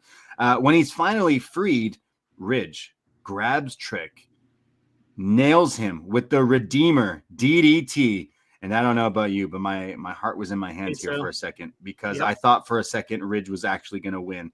Trick kicks out of this. Thank fucking God. Comes back, hits the Trick shot, and I think he hits the big pump boot and then the Trick shot for the 1, 2, 3. And Trick Williams retains the NXT title in 15 minutes, 51 seconds. Thank God. So yeah, like you said, the total of this match was 15:51. Nothing really happened until like the 10-minute mark. So we got maybe 5 to 6 minutes of actual like action in here. Because honestly, I wrote like no notes for the first 10 minutes. It was just Ridge working on Trick's neck, and the crowd was dead. There was nothing happening in this match. I have to admit, like, I love the tag team division of NXT. I love the women's division. Obviously, it's some of the best women's wrestling in the world. But their men's like world title picture is really weak, especially with opponents like Ridge Holland. Like, come on, you could do better than that. And they tried with Ridge. They tried. It's not working. Unfortunately, he's improved, but he should not be in a world title picture. He got his shot. Cool. Get out of there. Move on to something else, Trick. Yeah. I think it's fair. Like, he has improved. The stuff with Chase U, he was good in that role. It was like the wrestling was finally connecting a bit more and everything. Like, he looks the part. He's giant. He's jacked. He's just a little like boring. He's like a vanilla gorilla who's just like, I got nothing else for him. Like, didn't really get a reaction coming out. I think the only reaction people gave him was when they thought he was beating Trick at near the end here. They're like, no, please, no. Yeah, people were like, oh my God, they're not doing that, right? Like, oh, please, God, they're not doing that. And that wasn't the case. So, like, I don't want to just be like, oh, Ridge sucks. And, like, he does, but he has improved. I just think it was a really weak world title, like, match here. And I know we have the Iron Survivors to bookend the show, so it's like we need, like, a B-level title defense or whatever. But I just... this was my least favorite match of the show. I was so bored of this match. Like, Trick can be exciting, but what is going on with the old school? Hey, let's target the body part. They're really bringing this back, but not doing it correctly because it just slows down whatever. This could have been better, but I really did not like this, and I just hope we're done with the Ridge thing. Put him on the main roster. Just I don't want to watch him on NXT anymore. He has nothing left to do. I guess if he is still around in NXT, you have some sort of redemption match with him and Chase U, if that's the way you bring back the university or something. But like, Trick is improving, but he needs better opponents and better content to improve, because like we all know he's good at promo. He's gotten pretty good at wrestling, but this storyline, like the weeks building up to this, was pretty lame, and then this match was just a wet fart, really. But I guess they got us with the fake the fake out there. But Yeah, once I saw the match placement, I'm like, okay, well, nothing's really interesting is going to happen. It's not main eventing. It's not starting the show. So we're not going to get a title change, and we're not going to get a surprise. So I thought it was going to be a regular retainment, which he did. And with the winner of the Iron Survivor, I feel like Oba's just going to take the title from him, and his second reign is going to be kind of flat, unfortunately. But I feel like Trick is destined to be in the main roster. They kind of teased it last night on SmackDown. They had Nick Aldis mentioning to Carmelo Hayes that I have something for you, some sort of surprise. So that could be Trick Williams. So it could be potentially at the January 6th episode of Raw on Netflix, or maybe for the Rumble. But I feel like he's going to lose that title on New Year's Eve and then appear on Raw regularly. But since we're talking about Bischoff, we do have a super chat here from Jake from the Windy City that says, Eric Bischoff is just the definition of a hypocrite, considering he and Hogan did damage to TNA in 2010, 2011. They just brought in their friends. So... yeah, can't really say. Yeah, I thought for a sec Bischoff was going to come out and help Ridge win. Like that would have been at least something like that would have been a WCW thing to do. Is put the belt on the big muscle guy, right? Yeah. This wasn't a highlight of the show for sure. I think Obafemi versus Trick New Year's Evil. Oba beats him, takes it from him. Trick goes to the main roster. I'd even have Trick and Carmelo pair together again. Like they were good together. Like they can squash their beef and become a tag team again. I think they'd be pretty over in that regard. Again, like their promo skills alone could help them become superstars on the main roster, I think. And his theme song. It helps when you get a good theme. Say what you will about Def Rebel. Not everything they do can be a hit, but I like this one. Yeah, 1 out of like 15 songs is pretty good for Def Rebel. Not a pretty good batting average, but yeah. It does sound. I can't have this conversation with Davey, but this song is kind of a ripoff of what Kendrick, Baby Keem. Yeah, right. The horns, bum bum bum. Right. I feel like I read somewhere that probably was the inspiration. I feel like he pitched that idea, if I'm not mistaken. Because that song came on Shuffle the other day. I think am I talking about Family? No, Family Ties is different. That's Drake, right? And I was like, oh, it sounds like Whoop That Trick. And then I was like, wait a second, is that where maybe they got the inspiration from? I have to admit though, every time I listen to Hey Now from Kendrick on his new album, every time I hear that song, I'm like, this would be a good entry song for Trick Williams. Next time you hear that song, imagine Trick coming out to it. Just the intro and the way the beat drops. I'm like, if they're gonna start licensing music, maybe give a call to a Mr. Kendrick Lamar. Yeah, I mean, a little sidebar here, but this week was a big week for the Skydome, for the Rogers Center, because during this show, they have many advertisements for Elimination Chamber coming early March in Toronto at the Skydome. This is the third time WWE will. I mean, no, sorry, they've done a few shows, but they haven't done a show in since 2020. Sorry, since WrestleMania 18 here, and then they've been promoting it as John Cena's last time in Toronto. Which I don't. Yeah, he's just never allowed to make it into the city. No films shoot in Toronto, luckily, so he won't be here, right? I will say this advertisement has worked for Toronto because many outlets are reporting John Cena's last match ever happening at Elimination Chamber. Smart. And I keep having to tell people, I think they got that wrong. I think they're, however, tickets went on sale this week and pre-sale. And I was wondering if you'd like to play a little Price is Right here for me. What do you think is more expensive? The nosebleed seats at Elimination Chamber at the Skydome in March 2025, or nosebleed seats at Kendrick Lamar at the Skydome in June 2025? Nosebleed seats. I'm going to say that WWE is more expensive. Yeah, we'll have to see. It was WWE that was more expensive this week when I looked at it, but closer to when things even out, I'm wondering. Also, Drake has never played the Skydome, and Kendrick is going to play it twice before he ever does. And Cena. So he has two rappers performing for him. I'll be honest, I have to go to a Kendrick show. I've never been to a Kendrick concert, and he's doing 2 shows here in MetLife Stadium. But I'll be honest with you, I kind of want to see Kendrick perform in Toronto. Just coming out there like John Cena at ECW One Night Stand. That's what I want to see. I want to see Kendrick come out in Toronto. He's not going to get booed, right? He's gonna play Not Like Us 10 times. Oh. Yeah, it's basically. So you're saying you're going to come up here for Elimination Chamber and Kendrick? I mean, this could potentially be the funeral of Drake live. And they added a second show at the Rogers Center for Kendrick, right? Insanity. I might have to come up for that. So the same day and a half, tickets for both those shows went up. So everyone was trying to pre-sales and all this stuff. But I'm more of a wait till the last minute kind of guy now, because I'm just these ticket prices are crazy. Yeah, I don't crazy. But yeah, anyways, Forget what I was talking about. But we go backstage here at NXT Deadline, WWE Deadline, of course, is what I meant. Ethan Page being interviewed. He says that I've been here in NXT and I've done a lot. It took me 4 matches, and I became champion. And I turned NXT to NX Me. But I've been doing this for 18 years, and I finally made it to the mountaintop of WWE. But every time I keep trying to get back, I get knocked down. I lost the title.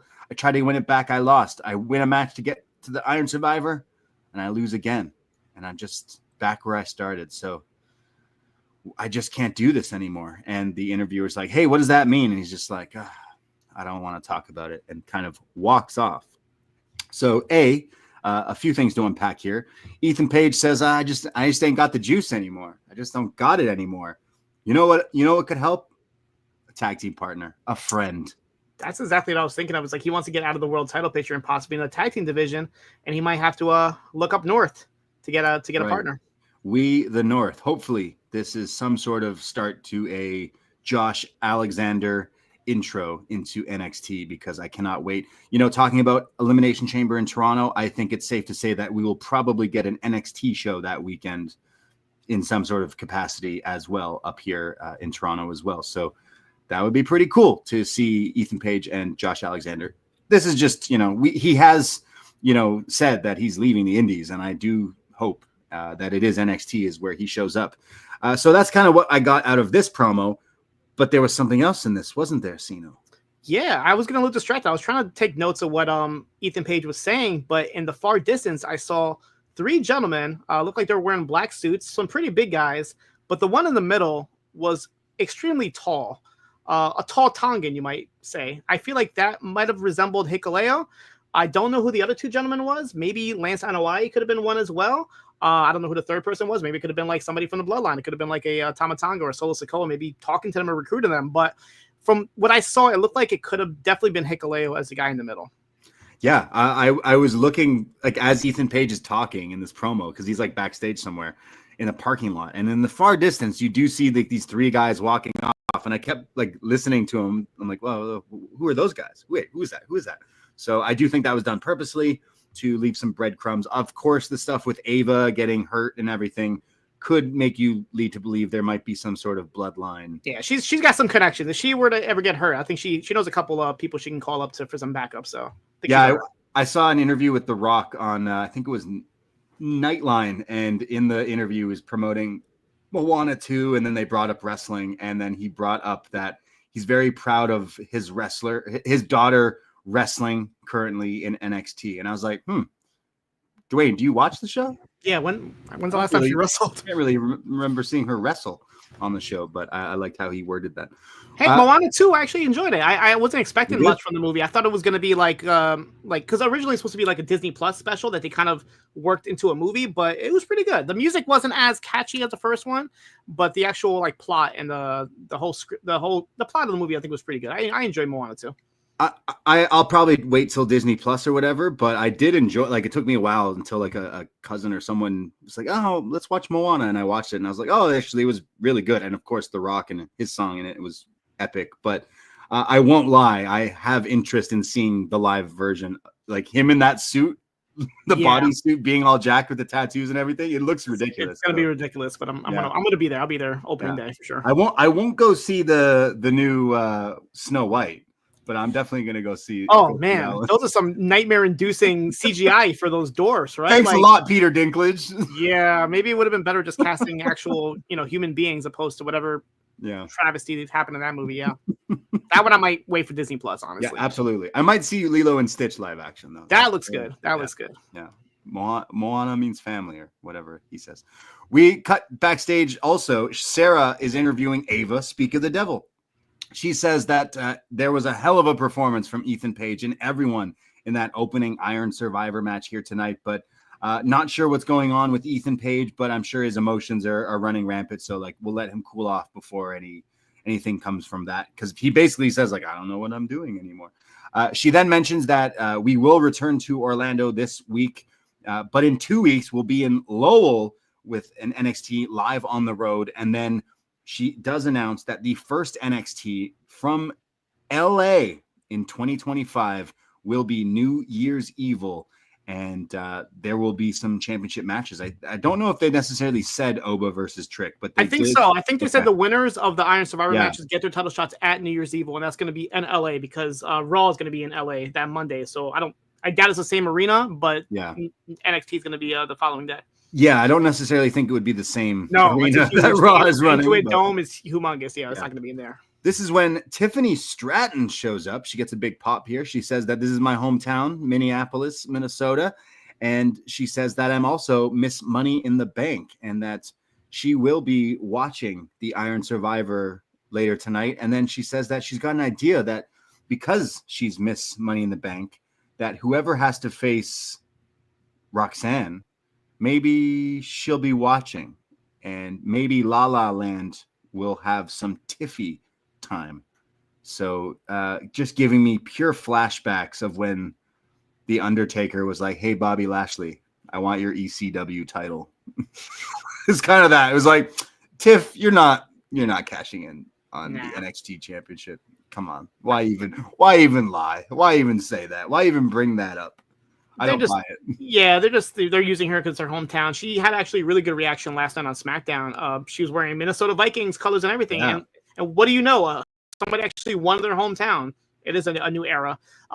So yeah, it makes sense for her to pop up here and just kind of teasing us that possibly she can cash in, but I don't think she's going to. She happens to be there that day because Raw is going to be there for the Netflix debut. But gives a little bit more star power for the New Year's Evil to kind of have that tease of maybe Tiffany's going to cash in and whatnot. And they did announce a couple matches for Tuesday's NXT. You have Tatum Paxley and Gigi Dolan against JC and Jasmine of Fatal Influence, and then Oba Femi addresses the NXT universe. I'm not sure exactly what he's going to say to us, but he's going to address us on Tuesday. That's right. It's going to be stoic. It's going to be epic. I'm fine with Tiffy being here on NXT. I think she's killing it lately on the main roster, as we kind of knew she would when we watched her in NXT. So it's always cool to kind of see her down here and everything, but I don't think anyone's believing that she would cash in to win. Muggin doesn't believe her. He says, Tiffany, whatever bullshit you're trying to sell, I'm not buying it. Shout out to Muggin. We love you, Muggin.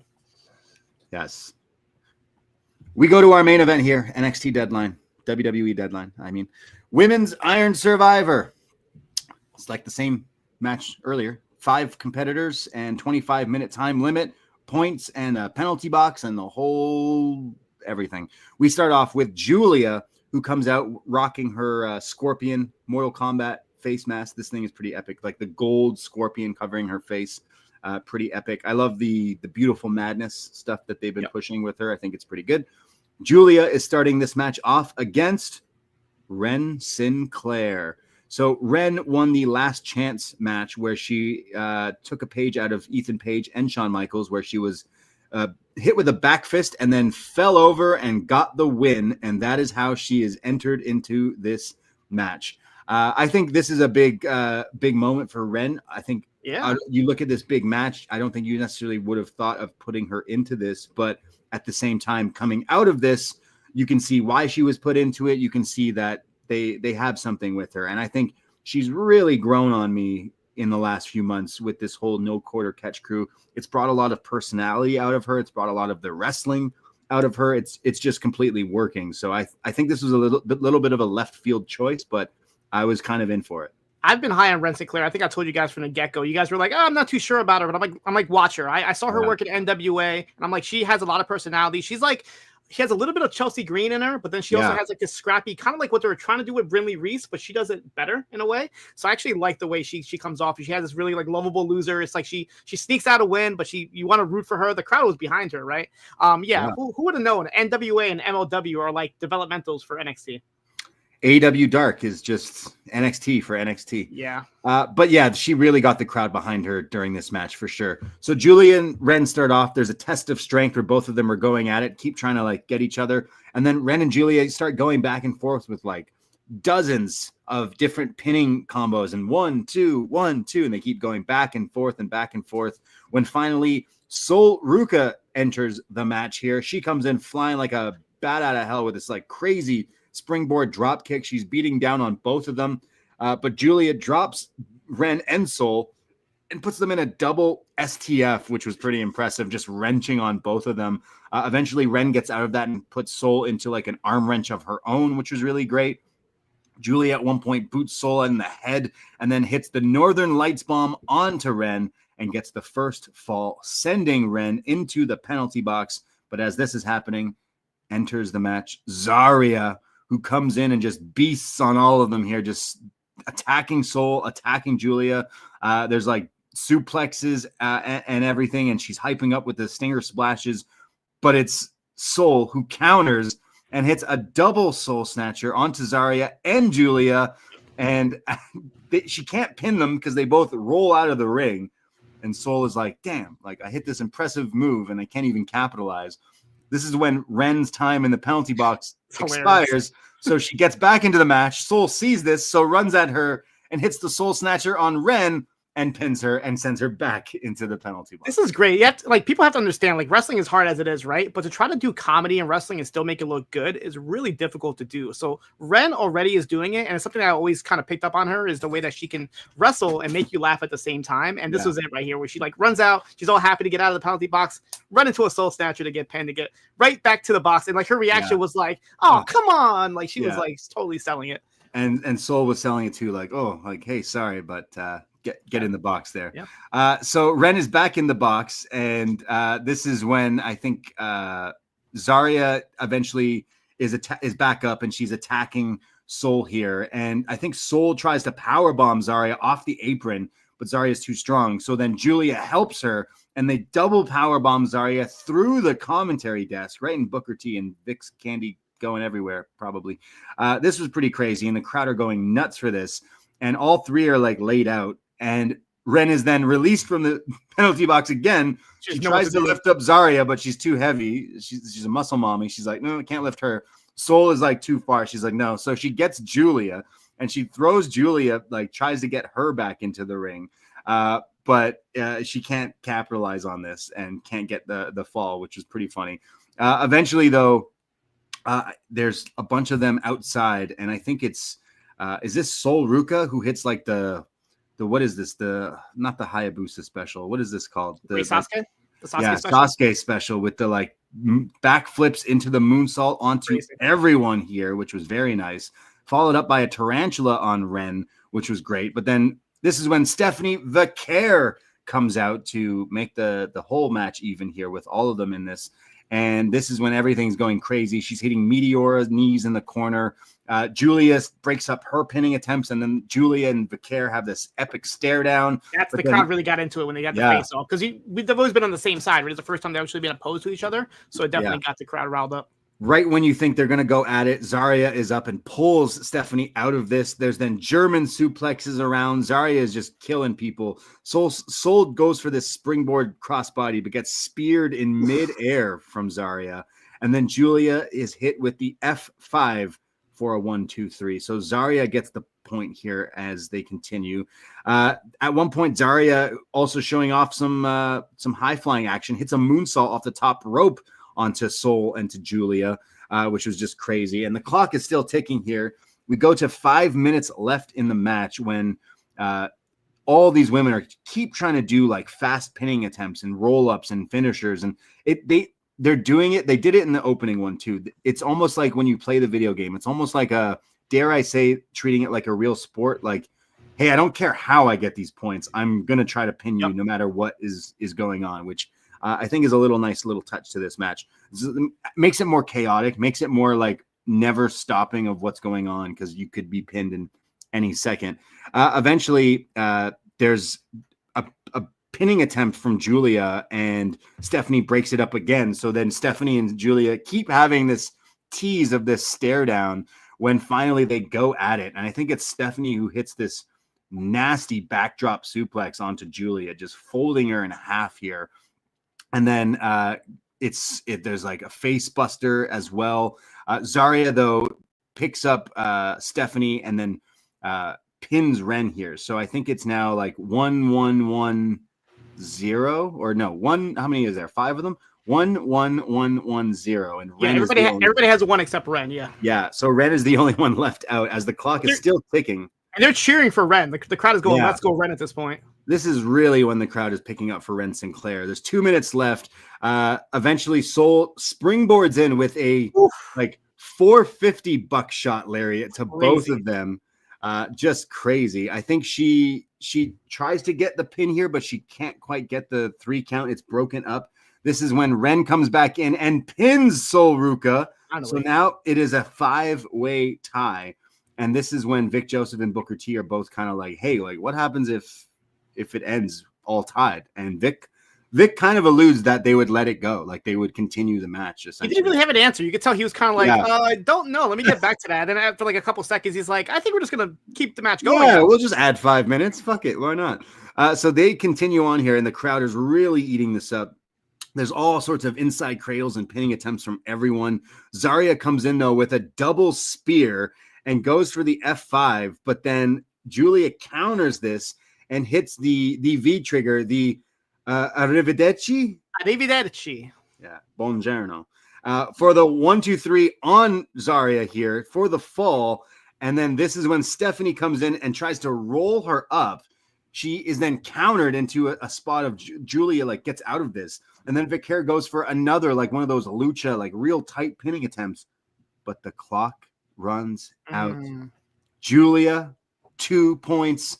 Everyone else, 1, meaning Giulia, the beautiful madness, is your Iron Survivor 2024 and will face Roxanne Perez at New Year's Evil. In one hell of a, I said the word hectic a few times. It's exactly what these matches are. And in a pretty awesome main event. And all 5 of these women went like balls to the wall, crazy, hitting all sorts of fun spots. But I got to say that even though Giulia won the match, Sol Ruca is the show stealer for me in this one. She was hitting all sorts of crazy stuff, let alone the soul snatching, but like the moonsaults, the flippity stuff, the stuff off the box and everything, just crazy.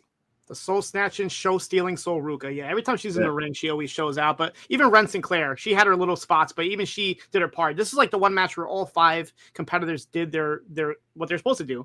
Zaria was doing like a top row moonsault. Never seen that out of her before. You had the face off with Giulia and Stephanie Vaquer. I think the right person won with Giulia, but all 5 of these women busted their asses out there, and they definitely stole the show. I do put the tag team match above this, but like barely, like literally, like they're almost like face to face, like a little slightly more because the finishes kind of got me a little bit more in the tag match, but this match was up there. Both of these matches alone made this PLE worth it for me.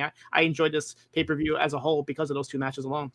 I agree. Like if this was your match of the night, I wouldn't argue because it was awesome and it showed finally like you get Giulia, you get Vaquer, you get Zaria. They're all like crazy. It's like those 3 alone. It's like to think of these like a year ago, you would have like Zaria wasn't as well known, but if you check out her resume, she's up there. But it's like this amount of talent in your women's division is ridiculous. You can't even like compare this to any other division in any wrestling organization right now. Yeah, because it's like you have like these 3 imports, like special, indie darlings, if you will. But then you have Wren in here, who's been like a project for the last little while. Sol Ruca, who's been a WWE project for like a year or so. So it was a good like mix. And in the end, like everyone comes out of it looking good because in the end, I didn't want the match to end. I wanted to keep seeing what could happen. I think that's the fun of it is like, wait, no, it's over. That's it. And that's how both of the matches, the Iron Survivor matches, ended tonight with like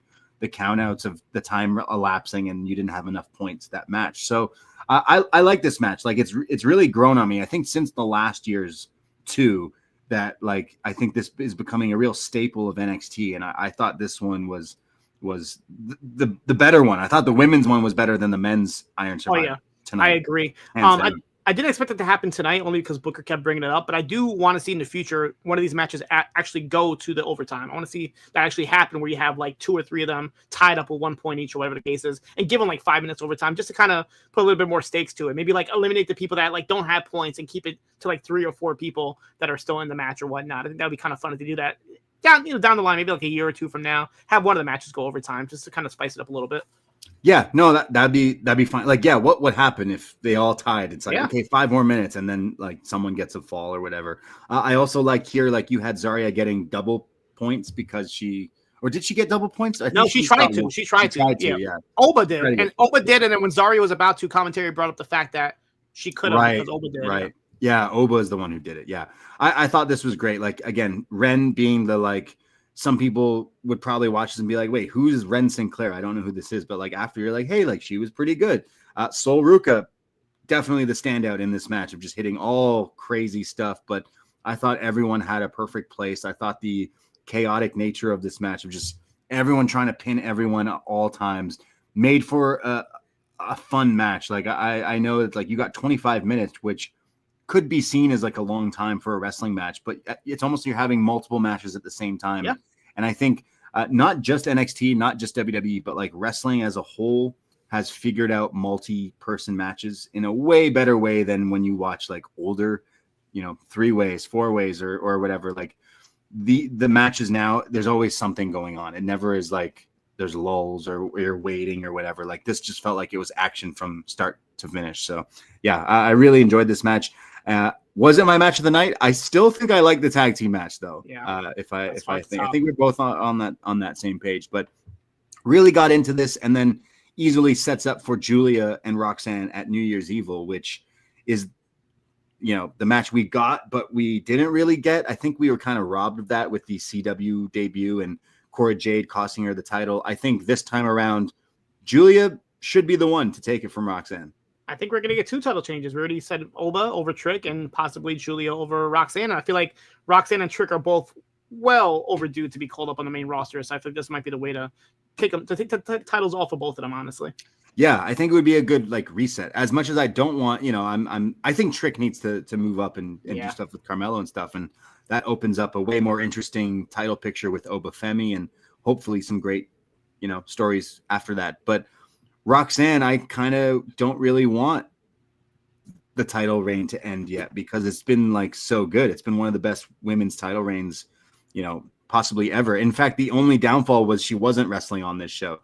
Yeah. Because I wish it was her defending it in this match, which would have been even more crazy. But I think if Giulia beats Roxanne, we can easily go to Giulia versus Vaquer, Giulia, Zaria. Like you've set it up with all these women in this match for future title matches. But yeah, overall, what did you think of this PLE deadline? Yeah, it's obviously not one of the best PLEs they've had in a while, but I'll probably give like thumbs in the middle, slightly up only because of those 2 matches, but everything else was okay. Like the men's Iron Survivor was a little disappointing, but it was fine. The Trick Ridge match, I understand why it happened. You need to have your, one of your world champions defend on the show, but that match honestly did nothing for me. And you know what? The NXT Underground match was really good. I forgot about that. Yeah, honestly, now that I think about that with Jaida and Lola, that those 3 matches alone, definitely thumbs up on the show. Yeah, I kind of agree with you. I have thumbs up for this. Like there was some stuff. I thought the men's Iron Survivor was a little underwhelming. I'm happy about the result, but I thought the match itself would have hit maybe a little bit harder. I didn't like Ridge and Trick. That definitely brought it down, but I liked the Iron Survivor main event. The women really killed it. I thought the women in the Underground match was awesome, and then the tag match as well. So yeah, thumbs up. Like War Games was just last week, and I was kind of thumbs in the middle for that because I didn't necessarily walk away with like, oh, what a match that was. I think maybe the main War Games was the most, entertainment from that whole PLE. Whereas this, it had a lot of like people who were really trying to get to that next level and trying to step up. You had NQCC really get a spotlight here, and they've been side characters on NXT for a long time. So I thought the wrestling was better on this show than War Games was. And that kind of says a lot when you're talking about quote unquote developmental or that kind of stuff. So maybe we're back in the old days when the wrestling was better on the takeovers than the main roster pay-per-views. But I kind of like this show more than Survivor Series. Am I crazy? No, I don't think you're crazy at all. And actually, Jake from the Windy City sent another $5 super chat. Shout out to Jake, who says, not bad of a PLE, but nothing outstanding. Main event was my match of the night. Sol Ruca was my MVP. Thank you, Braden Herrington. What's on your Spotify rap list? Oh, nice. I mean, I think we might have the same number 1 song from 2024. Funny enough, I'm like one of the only people that doesn't use Spotify. And the reason for that is because I pay for YouTube Premium because I can't stand commercials. And YouTube Premium comes with YouTube Music, which pretty much has every single thing you see on Spotify or Apple Music. So I just use that. I'm like, why pay for another service if I'm already getting YouTube Music? That's smart. Yeah. So if I have to say, yeah, my number one, Kendrick's got to be on there, right? Either his old stuff or his new stuff. His new album alone, I played like maybe 50 times since it came out. So Kendrick is definitely up there.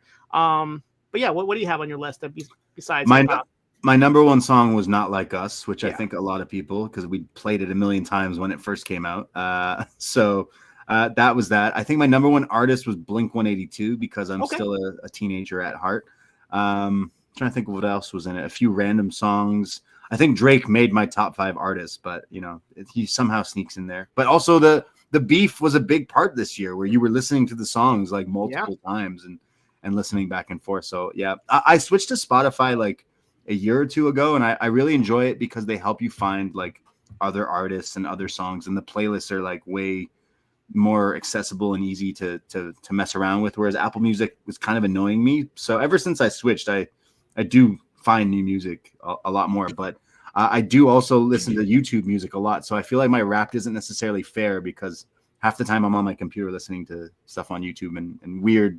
I listen to like my hip hop and my like going for a walk playlist, Spotify, or my YouTube when it's like chill and stuff. So it's a little all over the place. You might be surprised at my play. I listen to a lot of hip hop, and I also listen to a lot of like just scores and soundtracks to movies, like Ennio Morricone, all his like spaghetti western stuff. It's on constant rotation on my playlist. That and even like Tarantino soundtrack, I always bump those still to this day.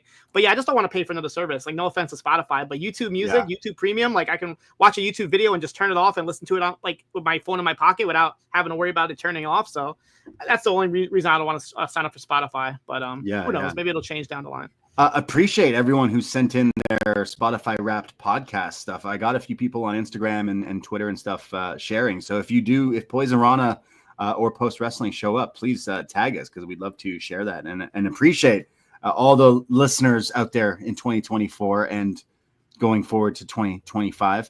I did post up a feedback thread in our Poison Rana Facebook group, and I see that we only have one piece of feedback. So I see two. Oh, you see two? Yeah. Who do you see? I see one from Sean. I think my Facebook's being weird, to be honest. It was actually weird for me as well, so I had to do it on my phone. But if you want, I can start with Manny from Pacoima, then you want to take Sean after? Yeah, go for it. Right. Thank you.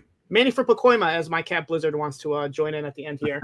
Well, it looks like I'm selling my Netflix premiere ticket to go see Oba Femi and Giulia become NXT champions instead. Suck it, Netflix. Solid show overall. Really enjoyed the conclusion to the Women's Iron Survivor. For a moment, I thought we were going to go to the triple threat route with Vaquer and Giulia challenging, but alas. Hopefully, Vaquer will have a match in LA and preferably in NXT and not as a new member of the open trade that WWE has announced. I honestly would have been happy with any of the 5 winning, as I'm a fan of all the women in the match. Sol Ruka delivered a Chris Sasuke special. Fraction is fine. Miles looked more like Randy Orton now. And honestly, we need Lola at the next Bloodsport. Also, Penta made his return at Triple A tonight. Yeah, that's what tipped me off that he wouldn't be appearing with the there was a news that he was going to appear on a Triple A. But yeah, I agree with all his points there. And yeah, I'm surprised Lola hasn't made the trip to Bloodsport. I feel like that's going to happen sometime soon. Yeah, I feel like that would be one of the big ones. Maybe she's the one facing Josh Barnett at Hammerstein? Yeah, sure. I'll be there for that. That'd be sick. Are you going to that one? I'm thinking about it. Like, the card really hasn't been like what I've seen so far. Like, they have a lot of ECW legends, but I feel like we just saw them all at the ECW arena. Yeah. So nothing really stands out just yet. But if they do announce like a big opponent for Josh Barnett, yeah, I would consider it.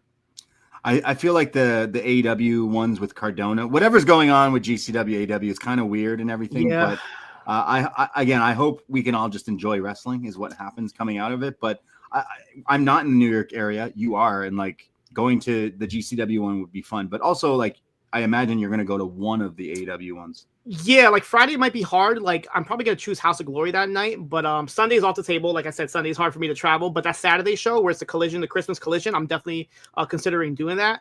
And speaking, kind of rounding back to GCW, like, it is kind of like odd that Matt Cardona, who is a GCW regular, all of a sudden is challenging Chris Jericho for the Ring of Honor title. It makes me think that maybe something must have been done behind the scenes. I can honestly see Jericho retaining over Cardona at the Hammerstein for Final Battle, and then Ricky Starks returns and then puts out the challenge to Jericho, but on the GCW turf. So you have Starks challenging Jericho for the Ring of Honor title at the GCW Hammerstein show. I think that's the direction they're going with. If they all kind of, are working together, work nicely. Companies need to work together, not separate. Yeah, I'm wondering if like this. I don't think this was all planned. I think maybe something happened. You know, I'm sure like GCW, they got their fans and everything, but some of the stuff with Effie and AEW and Tony Khan, it was a little like head scratching and doesn't necessarily make me want to root for GCW either. Like some of that stuff that came out. So hopefully they can take whatever this is and turn it into something good. And what you're just saying, that's clearly fantasy booking. But like if something like that were to happen, like all the power to it, all the power to GCW for running Hammerstein. I hope it's a good show. So far, the card does not necessarily stand up to maybe what I thought it was going to be. I think you should look out for Desperados versus Tajiri, Super Crazy, and Nunzio. It's it's weird, but and they just announced Joey Janela versus Masato Tanaka. That's pretty cool too, right? Yeah, pretty good. But like, let's all get along and create good wrestling. Let's worry about that instead of whatever else happens. We go to some feedback here. Sean, who writes in, this was a weird one. I really enjoyed all the matches. The men's Iron Survivor started a bit slow, but picked up when Oba entered the match. After that, it was great, but it felt a little rushed and anticlimactic at the end. Oba was the right call to win. I can see him taking the title off Trick for sure. This was probably my favorite underground match, and the one reason. Jaida Parker is undeniable. Lola did her part, but Jaida made the match. Nothing fancy, just a tough woman doing tough women stuff. The tag match was amazing. Axiom did their usual great job, but I was really impressed by Heights and Bourne, especially Heights. This tag team has potential, and Heights has a lot of potential on his own. The NXT title match was good, not great. Neither Trick nor Ridge is going to thrill you, but they told a good story. I do wish Trick would get a better finisher. The Trick shot is the weakest looking knee strike in wrestling. I didn't think it looked too good tonight either. He continues, the women killed it in their own Iron Survivor. Giulia, Zaria, and Stephanie were predictably great, but Soul and Wren stood out. Soul and her pure athleticism, and Wren for somehow winning the crowd. If she'd won at the last minute, that place would have popped. The only negative for me was the crowd and all the downtime between the matches. The crowd got into the spots, but were overall pretty quiet. And the packages in between matches really killed the show's flow, especially with a lot of them not even being NXT related. Overall, solid B+ from me. NQCC for life. Thank you, honestly, Sean. I understand the criticism, but I'm a fan of having downtime between matches because I can get up, I can use the bathroom, I can get a drink. I can't do that at an AEW show, watching it live or covering it at home. There is no rest at all when it comes to AEW, so I'm okay with a little bit of a downtime, but I can understand that kind of messing up the flow. And before we end off tonight, I have a question that I feel like only you can answer. If you had let's say Lola Vice had an open challenge for NXT Underground, but it's only against a member of the Women of Wrestling roster, who would you have come out from Women of Wrestling to do an NXT Underground match? They just debuted like a new MMA fighter gimmick, like last week. Which one? Xena Phoenix, the Albanian grappler? Yeah. Yes, they just debuted. On the same show, she fought a magician for those keeping score. The magnificent Miranda Mirage. I'm not making these names up, I swear. And wait till we get to Sprout Greens debuting in a couple weeks or so. You'd think all this WoW stuff doesn't exist because I feel like we're the only ones who watch it. But WoW is you and Nate Milton. I feel like we're the only three that Nate loves Miami Sweet Heat. Yeah, they are one of my favorites too. I've been loving the Holly Swag stuff going on. Holly Hood. Holly Swag turning on her mother. You guys are missing out. A grown woman turning on her own mother and hitting her with a bag of rocks. That's what's happening on Women of Wrestling. Okay, I'm telling you, you're missing out if you're not watching WoW Women of Wrestling week by week. It's only an hour-long show. It's pretty entertaining, and you do see like some people eventually even go to other places, or some people are coming from other places. But we have a vacant title. Like the Beast just quit. She's left. Is that legit? Like, is she actually? I don't know. It felt weird, but I feel like Santana Garrett might be like next in line for the title. I didn't read ahead. I don't read ahead. I try to avoid it, but Jake is letting us know that Jim Ross is also a fan of Women of Wrestling. So cowboy emoji. Sure he is. Yeah, cowboy emoji. Boomer sooner. Also, we have one last feedback from Megan, who writes in here. A good show, book ended effectively. The tag title match and the women's Iron Survivor are neck and neck for match of the night. The men's Iron Survivor takes third. As the sun goes down in LA on New Year's Eve, so will Roxy and Trick's time on top. Y'all think New Year's Evil will be in the Globe Theater? ? Ooh, okay. That could be a pretty cool spot. They didn't announce where it's going to be. They just said Los Angeles. So yeah, maybe that'd be a nice destination. The old Pro Wrestling Guerrilla PWG spot. Yeah. Right. Okay. That's yeah. Oh, okay. Interesting. Oh, what What about the Belasco? They could do it at the old Women of Wrestling stomping grounds in LA. You could. They're Right? where are they now? Compton? Glendale, California. Okay, they're not in Compton. They're in Glendale. Probably closer. They to still Compton, say they're in downtown LA. I'm like, Nah, are you? I don't know if you're. It's not. It's not. Yeah. Thank you for writing in there, Megan, Sean, and Emmanuel. Appreciate the feedback. And everyone out there listening, if you're in the YouTube chat, hey, thank you for watching us and hanging out with us here today on a Saturday night talking about NXT Deadline. We are up next. We do lots and lots of shows. Tuesday nights after NXT, we usually go live right after NXT. And I can tell you that I will be going live this Tuesday night right after NXT, but Davie Portman won't be home yet.